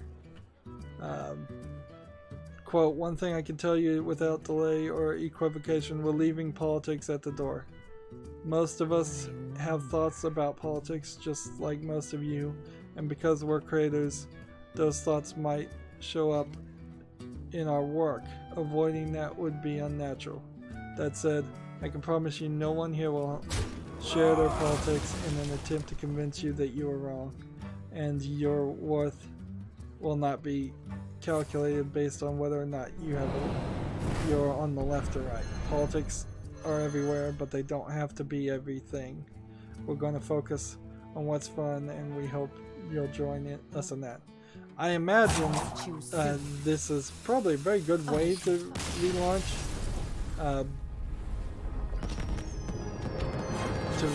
Escapist, but also I think Escapist certainly fell apart because of politics too. Let's just keep on playing. Let's see, update. Pitts issued the following series of tweets responding to criticism and noting that leaving politics at the door did not mean apolitically put it. Quote, "Escapist magazine will certainly address topics that have political connections. We'll definitely not do so in a way that is intentionally exacerbates a culture war. And yes, that's going to be a fine needle to thread." Frankly, though, it's kind of amazing, though, that you're even going to go this far.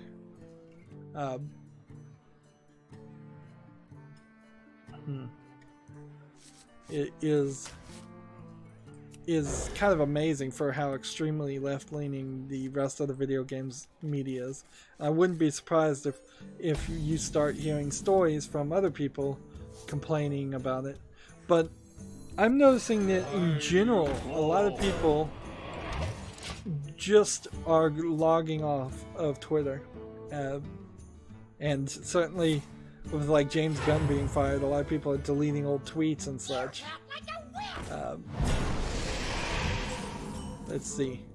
There's a comment here from Alfonso Sexto, the lead tester for Ubisoft Germany from 14 hours ago. It says, "I understand this decision. Their attempts to become a kind of home for Gamergate at the beginning of the controversy by leaning towards their side didn't go well for them." So I would really have to Google it, I guess, and let's see if we could see what Wikipedia even says. I wonder. Let's see.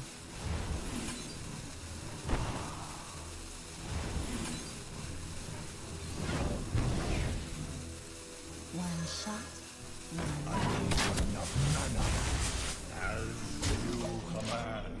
Let's see, the Escapist magazine is what they call themselves. Speak your piece. The Escapist website.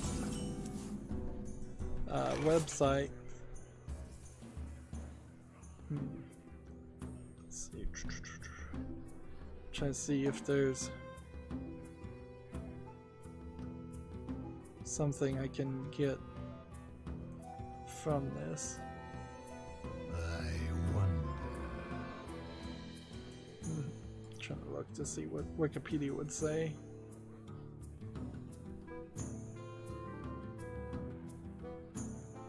Let's keep on playing. I'll give it a shot.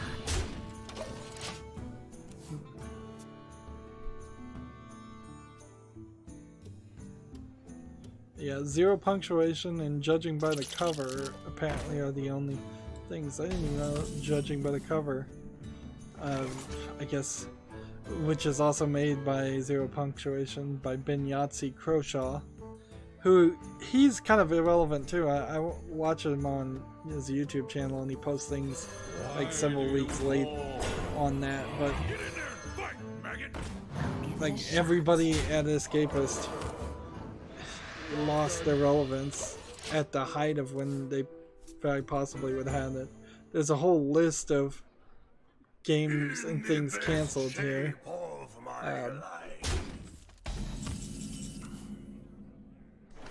The Gymquisition being one of them. Of course, that's falling apart too. Not really doing anything.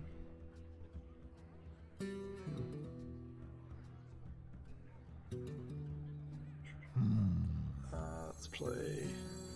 My this. shield for Argon. I'll give it a shot. Keep on playing. Like, this is really the worst story. Worst story too.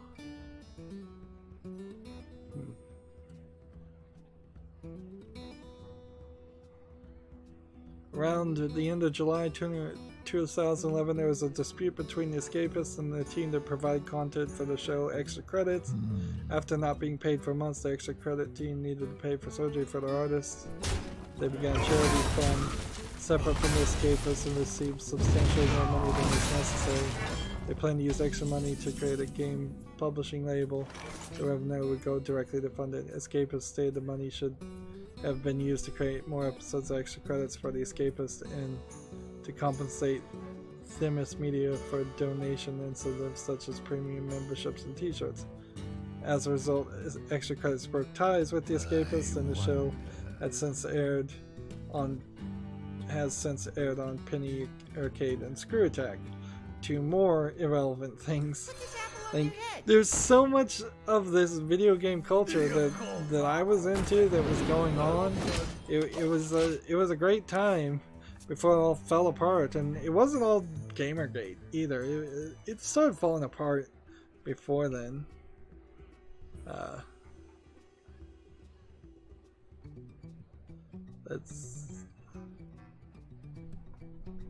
Yeah, on the website though, there's not like any controversies or anything listed, so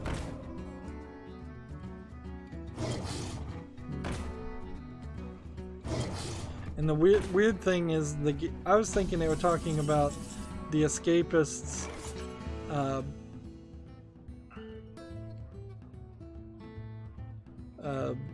video game.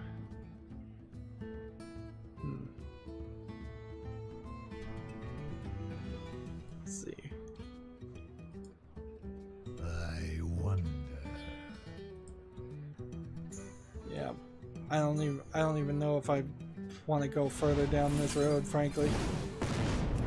Who cares? Who cares? Yeah, Escapist seems like it's gonna come back, and maybe it will be good. Maybe it won't. Like, I doubt it's good, though. I just don't think there's a lot of room for that, and I think that name is tainted. And I don't think it's tainted for Gamergate reasons. I think it's tainted for other reasons.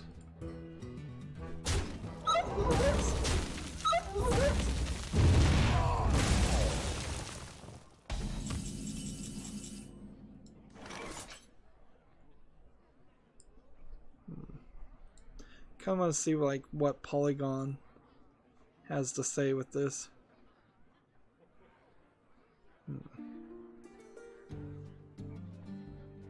But I don't even think I can. Put this apple on your head. The frost wolves stand ready.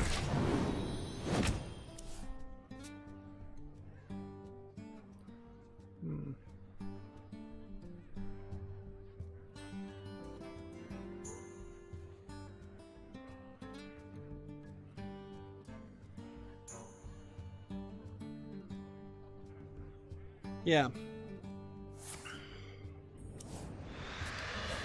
I suppose the thing that's the scariest there is the idea that apparently you can potentially severely hurt yourself by not agreeing to the groupthink of the video game mainstream media. And there shouldn't be a level of power there. Like, it shouldn't be possible that because you're not agreeing with the people at Giant Bomb or the people at Polygon or whatever company, that somebody at Giant Bomb or Polygon could influence the video game creators so that they stop giving you free games to review copies, or you can or you're influencing your advertisers to not advertise at your site, or you're influencing viewers to not go to your site. I'm not sure any of that really happened, but it certainly seems like it was a problem. I think inherently there was some things, and almost certainly next week at the Jim position, Jim Sterling will have something to say about it. I need to move on though and just wrap up the stream. PC Gamer has an article, No Man's Sky gets a wave of positive Steam reviews and it's half price for a limited time. Good for it, I suppose. I still don't really want to play No Man's Sky. Interestingly enough, all of the Giant Bomb East people seemed like that they jumped back into it, and that seems a little crazy. But I guess it's also been a pretty slow week, so if you have to play something new, that's probably the one thing to play.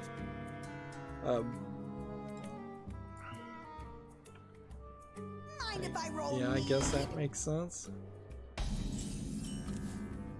Here's a game called Mosaics Galore on Steam. It's just little tile puzzles. I guess those are mosaic puzzles. Gematsu has an article, Senran and Kagura, a new title presentation, 2018, set for August 2nd. So they're going to announce yet another Senran and Kagura game in that series of anime ninja girls doing something. They seem to be pretty varied in what they're doing. That's an announcement for an announcement, so not really any news there.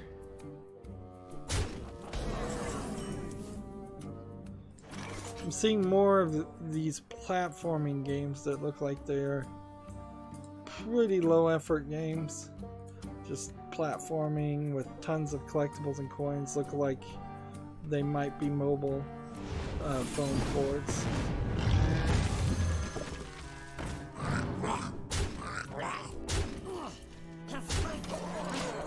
Yeah, so yeah, I'm looking at one called Forest Rabbit. It doesn't look interesting really.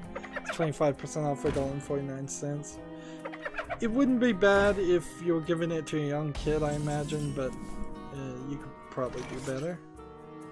GameIndustry.biz has an article, Microsoft invests $500,000 in coding and tech training for students of color, and they spelled color C-O-L-O-U-R, so I guess I know they're British now, or using the British spelling.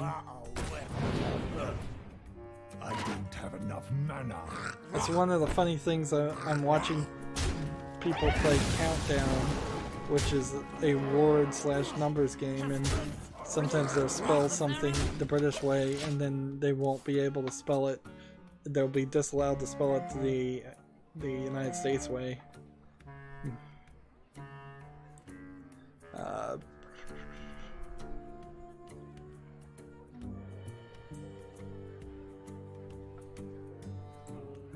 The subtitle on this article is Firm Support Will Open Seattle Chapter for Black Girls Code and Boost Technology Access Foundation's STEM program. Okay. Good for Microsoft. They've got a lot of money. They can certainly spend it to make sure that they maybe have some programmers that are capable of programming all the things that they need to maintain.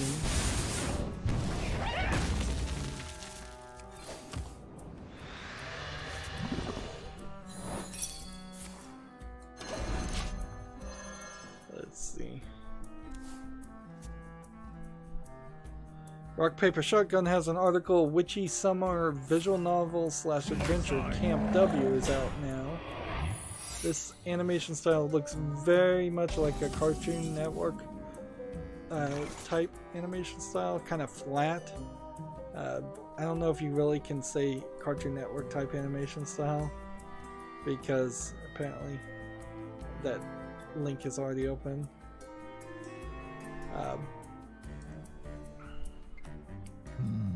But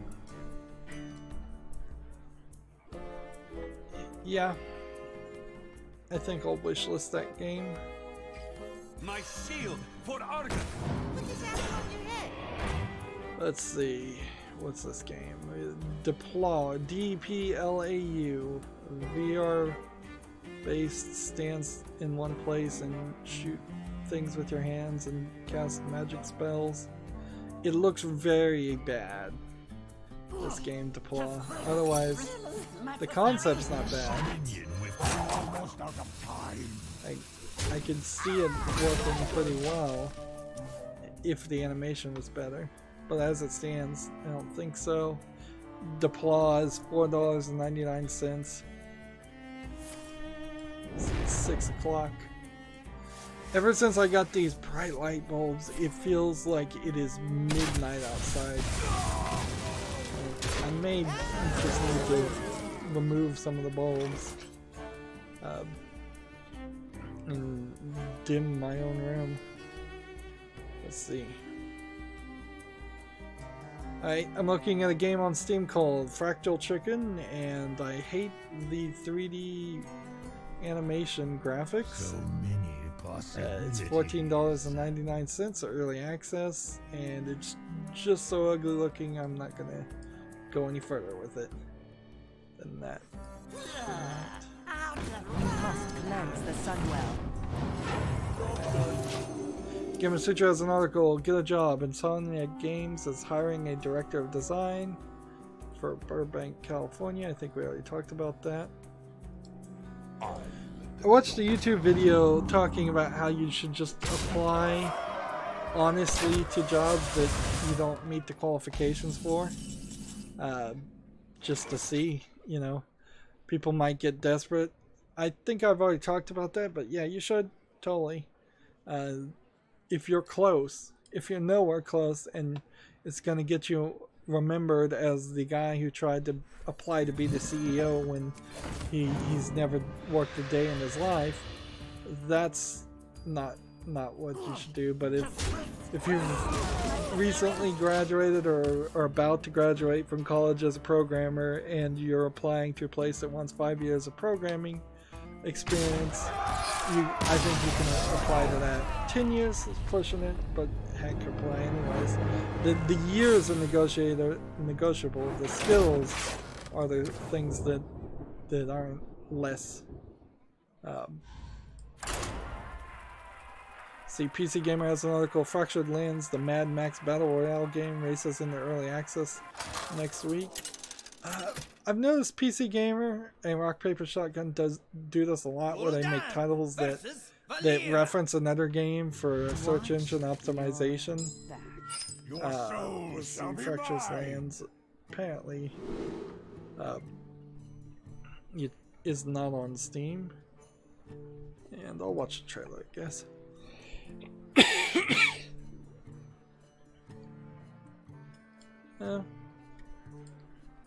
Yeah, it kind of looks cool. Unfortunately, the Mad Max style also boils down to being described as a dark brownish art style with no color, and that's no good.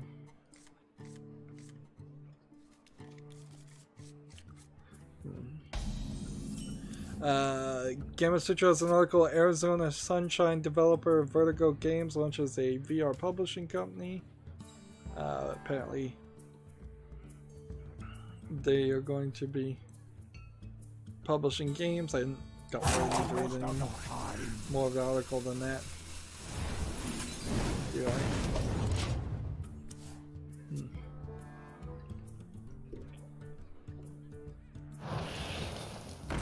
Gamma Sutra has an article. BAFTA appoints Dr. Joe Twist as chair of Games Committee.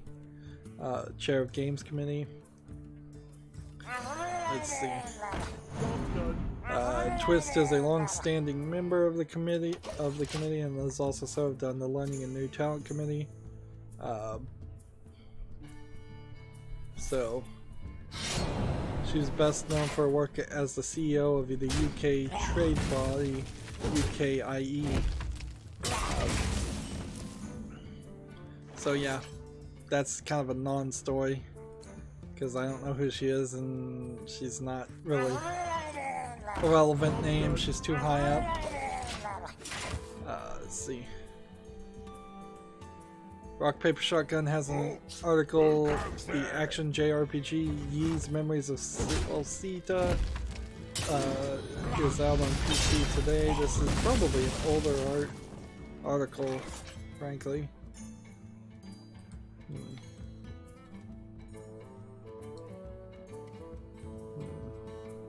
How did I end up on my own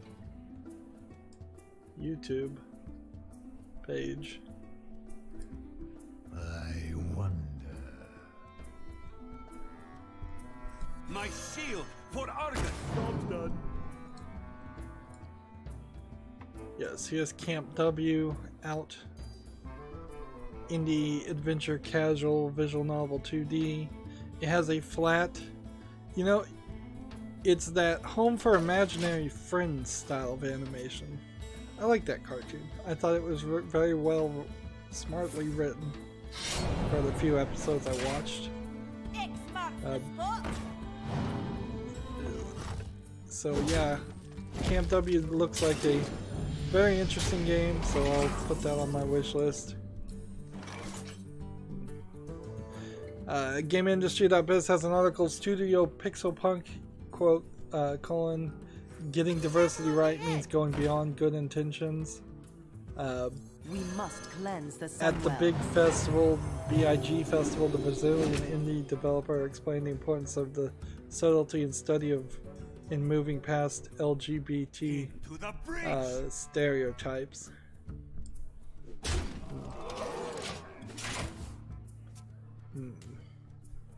Let's see, I'm gonna just scan this article.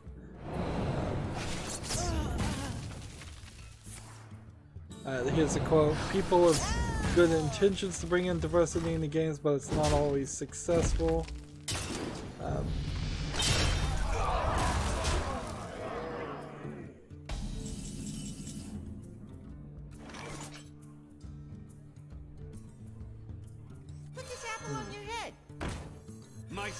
They're using an example here of adding Hanley Abrams in Mass Effect Andromeda, where they wrote a transgendered character, and it showed a lack of understanding of trans people in general. I'm not sure, honestly, if you got 100 trans people in the same room and asked them opinions on how they see themselves, if you're gonna get a really solid description anyways. Frankly, it's kind of inherently going to follow the stereotypes. Video games in particular, like you're making a character, they usually are very bland, generic stereotypes intentionally so the player can put themselves into it.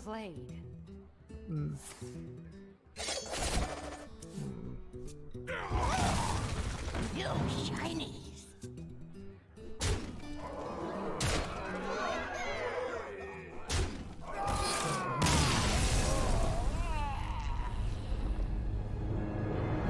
quote, "We want to make characters for people who don't always feel connected to games on a personal level."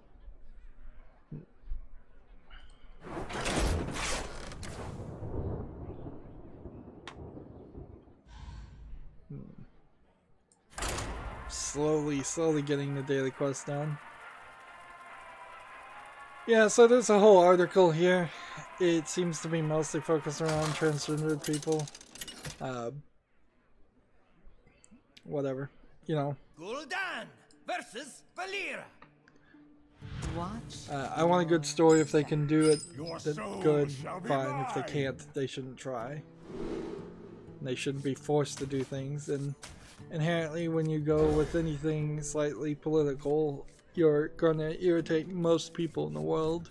So you're probably better off not going that route. Like, Why do you go? GameIndustry.biz has another article. Mid-boss picks up the pieces after the employee abuse scandal. The interim CEO and creative director discusses trying to save the 2064 read-only memories story after the founder was accused of sexual harassment and employee mistreatment. Which, if it's anything like Channel Awesome, I imagine the company could just go silent long enough and move forward.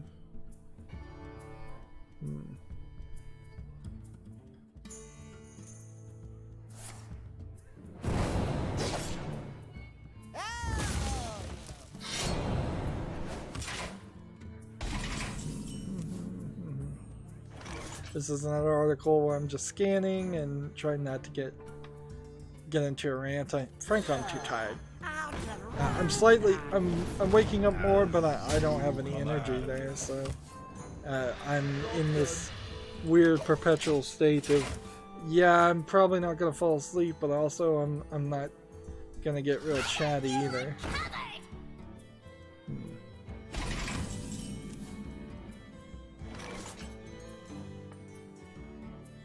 See, one of the things that gets me is the idea of paying people differently or having them negotiate prices for their work. I would be like, at a certain level, you're all getting the same pay. That solves so many issues and problems that could come up. And if you're just paying everybody at the same level the same amount, that's crazy. Here's a quote. The person in question, Matt Kahn, still owns 40% of Mid-Boss, down from 80% before the scandal. I guess that's all you really need to know.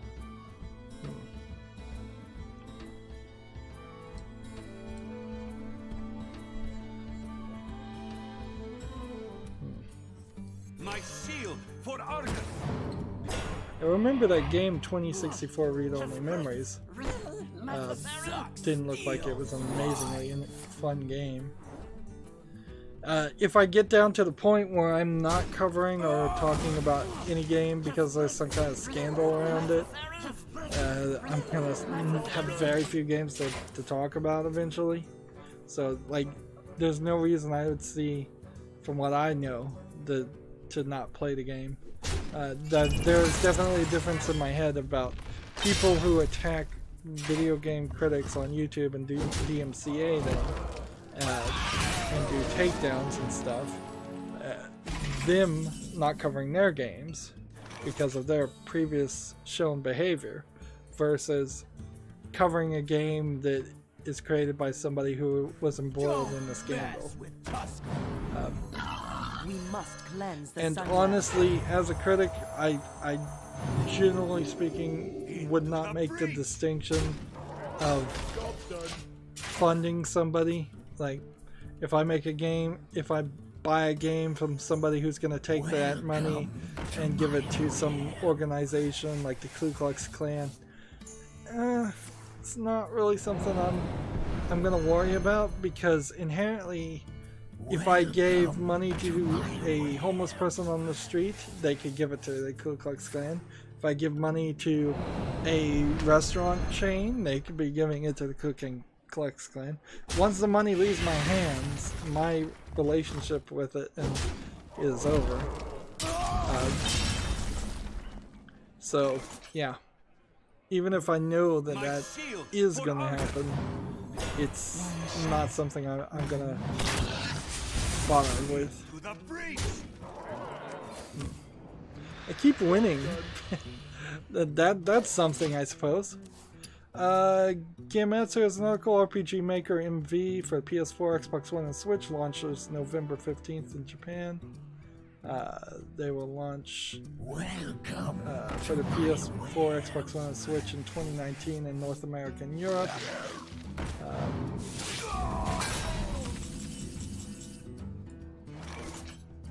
Let's see. Still got games to look at. Why do you go? Into the breach. Here's a non-RPG maker RPG. Kind of looks like Adventure Town, the game I play on my cell phone for no reason. Just because I've been playing it forever. It's like a tile-based town management thing. Yeah, I don't really like the way this works, honestly. It's early access, $14.99, and it seems like you're just going from tile to tile, and every tile is barely populated with anything. So yeah, Fantasy Raiders, not a game that interests me.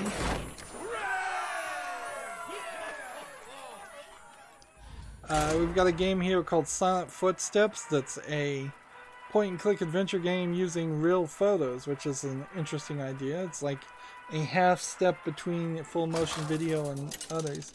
I could imagine I could make a game like that, because then I don't have to have any artists. I just would have to write it. There's a game on Steam called Mortar Howl, where you play as a mortar cannon shooting. It looks pretty good, actually. It's 10% off for $2.62, but you do have to realize it's not much of a game. Really, you're just in a somewhat 3D environment, targeting posts and points, trying to hit things. It would be very interesting as a mini game inside of other games. There's plenty of first-person shooters where it would make sense to have a mission or two where you're playing a mortar, but alone it's probably not worth the $2.69 it's selling for right now with 10% off. So I'm not going to wishlist it, but I did want to mention it. We've got this surreal game called the 7 Stages, where you play the 7 stages of life, and you're looking around trying to find a surreal way to escape. It's 10% off for $10.79. So the example here is that it's an escape room, and you're playing as a baby, you're in this baby pen, and you have to find a way to escape through a magic poster on the wall, a magic mirror basically, and then it takes you to the next section.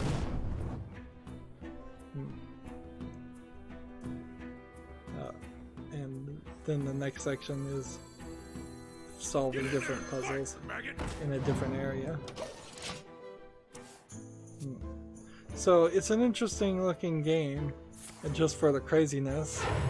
Early access, it's too expensive at $10.79, though I'll keep a listing. GameIndustry.biz has an article. Nicholas Devils, Dragons and Details, founder and president Tyrone Rodriguez, on his 10-year journey from indie to mid-sized publisher. This is the company Nicholas that published It'll Do, and the end is nigh, So many and possibilities. possibly some other things. It's kind of interesting that they're describing him as a mid-range publisher, but I guess there really isn't a lot of mid-range publishers, so he probably is. Let's see. There's a puzzle game on Steam called Color Party where you're dragging around portraits of side profile heads that are different colors and patterns, and you have to put all the tiles next to other tiles that share at least one color to solve the puzzle, which is an interesting idea. It's 20% off for 79 cents, so the price is right. So I'm gonna wishlist Color Party.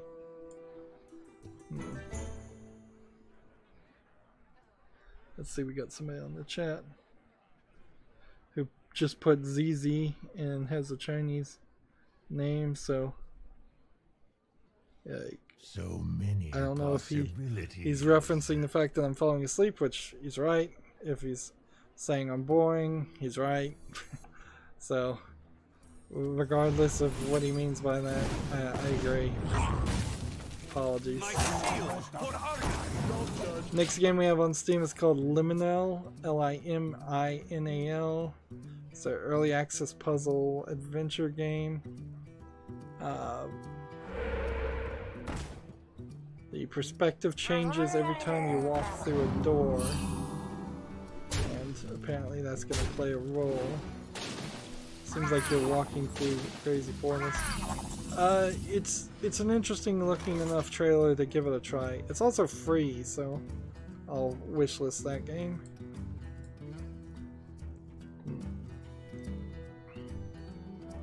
A lot of these articles are covering games that I didn't cover on Wednesday and should have. I did certainly go through a lot of games and filter it down to things that are just worth talking about. This game called Demo, D-E-E-M-O, Reborn, has new songs in addition to 200 plus songs from the original game, according to Gematsu. It's going to be out for the PlayStation 4 in 2019. It's going to be at the Tokyo Game Show, so I'm not sure if this is coming to the West or not. So we'll have to see. Idle Fantasy Star Saga has been announced for smartphones, iOS and Android devices in 2018. It will launch for Japan. Looks like another smartphone style games. Inherently, I don't want to lose the Japanese audience to cell phone games, but on the other hand, I think we might grow a larger Japanese video game audience with cell phone games. So I'm hoping it's growing the audience and not losing the audience. PC Gamer has an article. The designers of Dishonored, Bioshock, and Deus Ex swap stories about making PC's most complex games. This was an article I think I've already mentioned, but I was going to read it, and I didn't. And PC Gamer has an article. Fortnite developer Epic Games thought to be worth $8 billion. Okay. Not much to say there.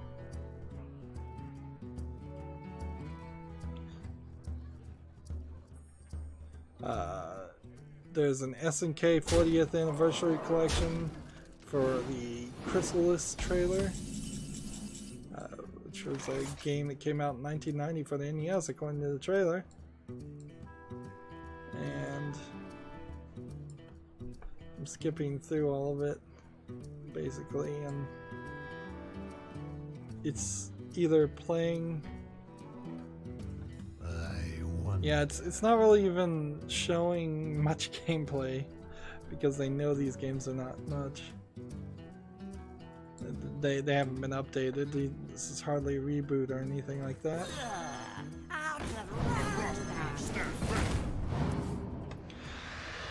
see, PC Gamer has an article, owning a nightclub in GTA Online is fun, but keeping it successful is a little boring. This is a new update to GTA Online. I see no reason why anybody would want to play GTA Online, frankly.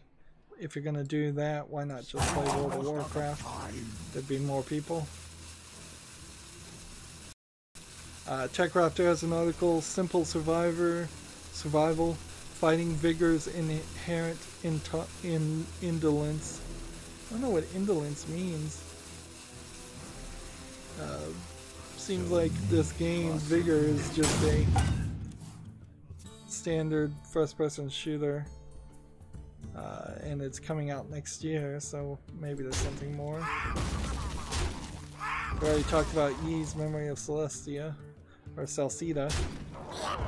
It's 91% positive with 36 user reviews, so that's something, certainly. But I think all the Yi series is pretty good quality, or at least moderately good quality. There's a game called War Tech Fighters on Steam. It's an action mech sci-fi indie robots game. Yeah, I'm not sure I'd want to play this over one of the Gundam games, but it is mostly positive.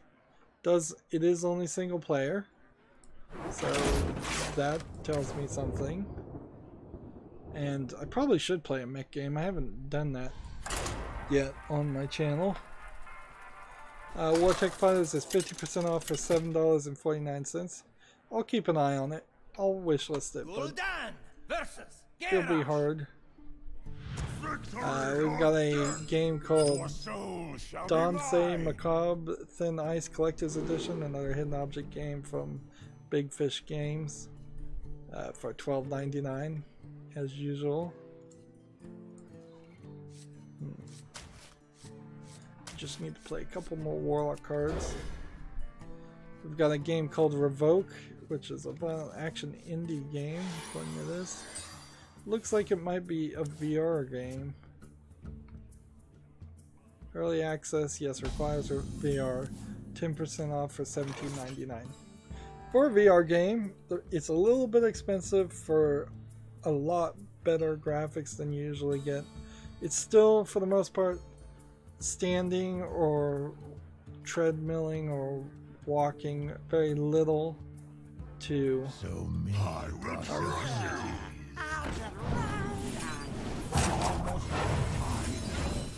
shoot, dual gun shooting. Doesn't look terrible though. If you have a VR thing, I think Revoke might be one to look at least. If you don't have VR, I wouldn't say get VR for it. Let's see. Gamatsu has an article, Immortal Unchained story trailer.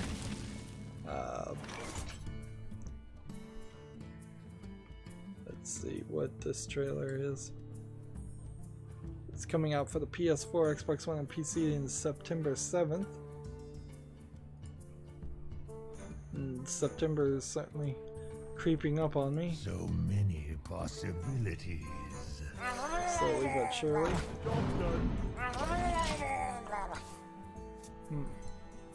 Well, this game looks good in the trailer, so I will, let's see, find Steam link. Here it is. And wishlist this game and keep an eye on it.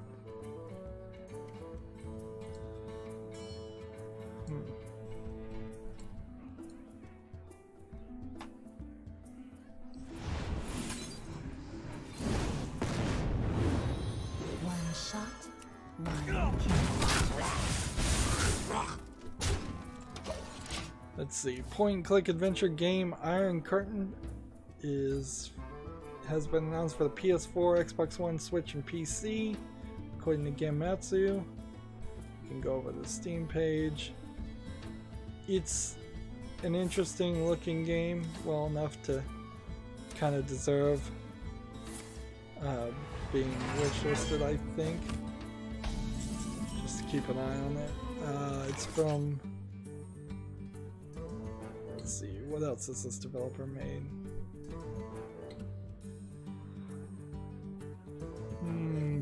My shield for Argus.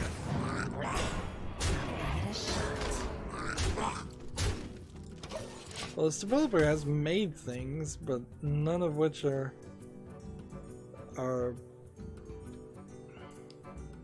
great things. They have over 64 results, which means 6 pages of games.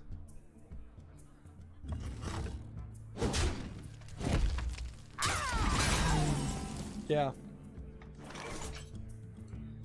Yeah, I don't know. I'll keep an eye on this Iron Curtain game, but also there's some weirdness there.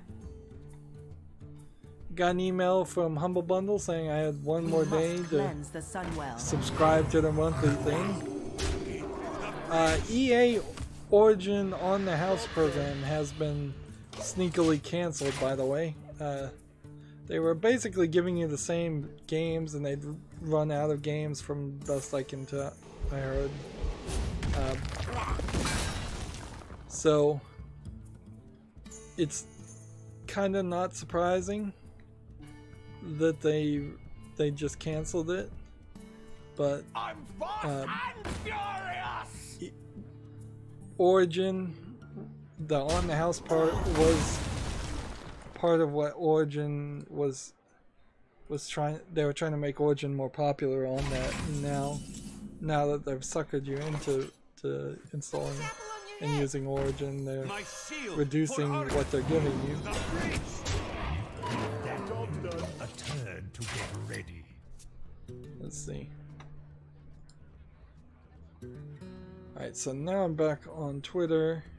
Am I gonna scroll down? I'm fast and Yeah, PC Gamer Feed has the article. Origin's free game program on the house has been retired. They're a little slow on it. I guess EA was taking their time to confirm it. I heard it from, I think, Reddit. So anything you get from Reddit tends to be a little bit earlier.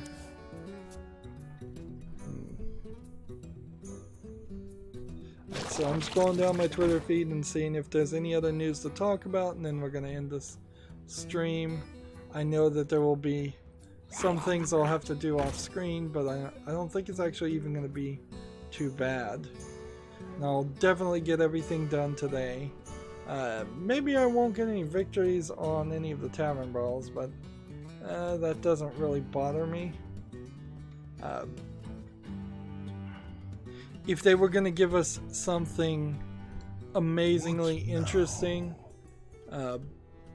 for winning, like a new hero or something, they would have told us that. They wouldn't have just had us play.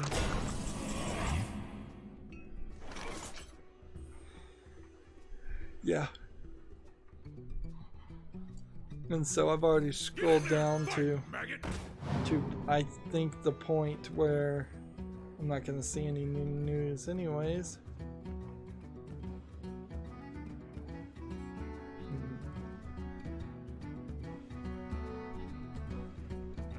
Yeah, I'm just seeing old news. Strange, I've been streaming for Possibilities. 2.5 hours now. Certainly not a full 3-hour stream, but I think I've kind of got it.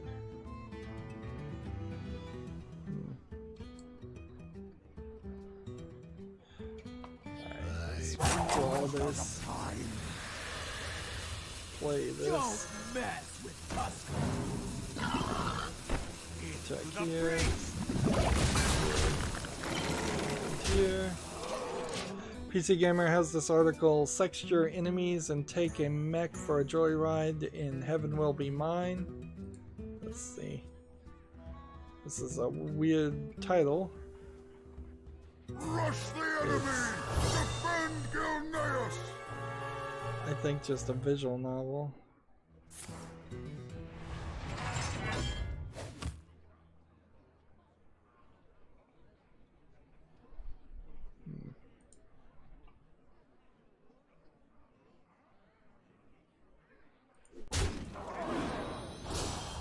Well, I don't know. Looks like this is a very positively reviewed game for a visual novel, so I'll wishlist Heaven Will Be Mine and keep an eye on it. Think about it some more.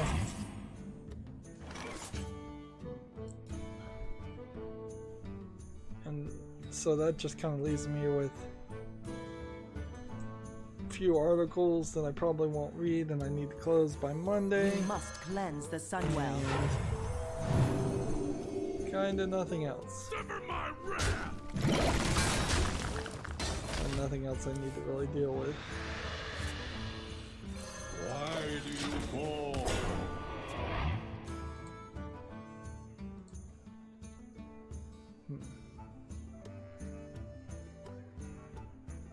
Let's see.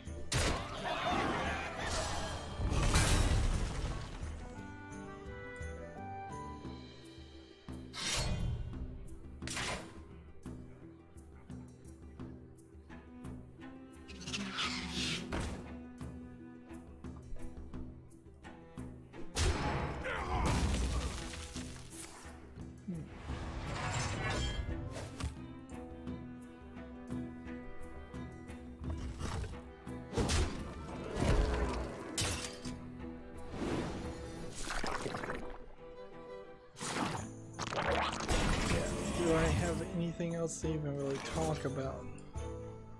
No, I don't think so, so... I'm trying to drain my own life or win the game or do something. And after this game we'll be done with the stream. Apologies, hopefully by Monday. Actually, hopefully I need it to happen by tomorrow. I'll be on a better sleep schedule. At least I can find, or hopefully I'll find some section in which I sleep for 8 hours and then I am awake for at least 8 hours. So yeah, I needed 2 game wins with the Shaman. I'll do that still. And then several other things. So yeah, again, apologies for bad streams. That's gonna be it for this stream. I'll get everything done off screen. We got all the news done at least. As always, I ask you to like, share, subscribe, comment, and watch every second of my videos. If you want to friend or follow me on any social media sites, there's a whole bunch of links down below in the description box. And if you want to support me, friend me on Steam, gift me a game. Thank you for watching. Have a good evening.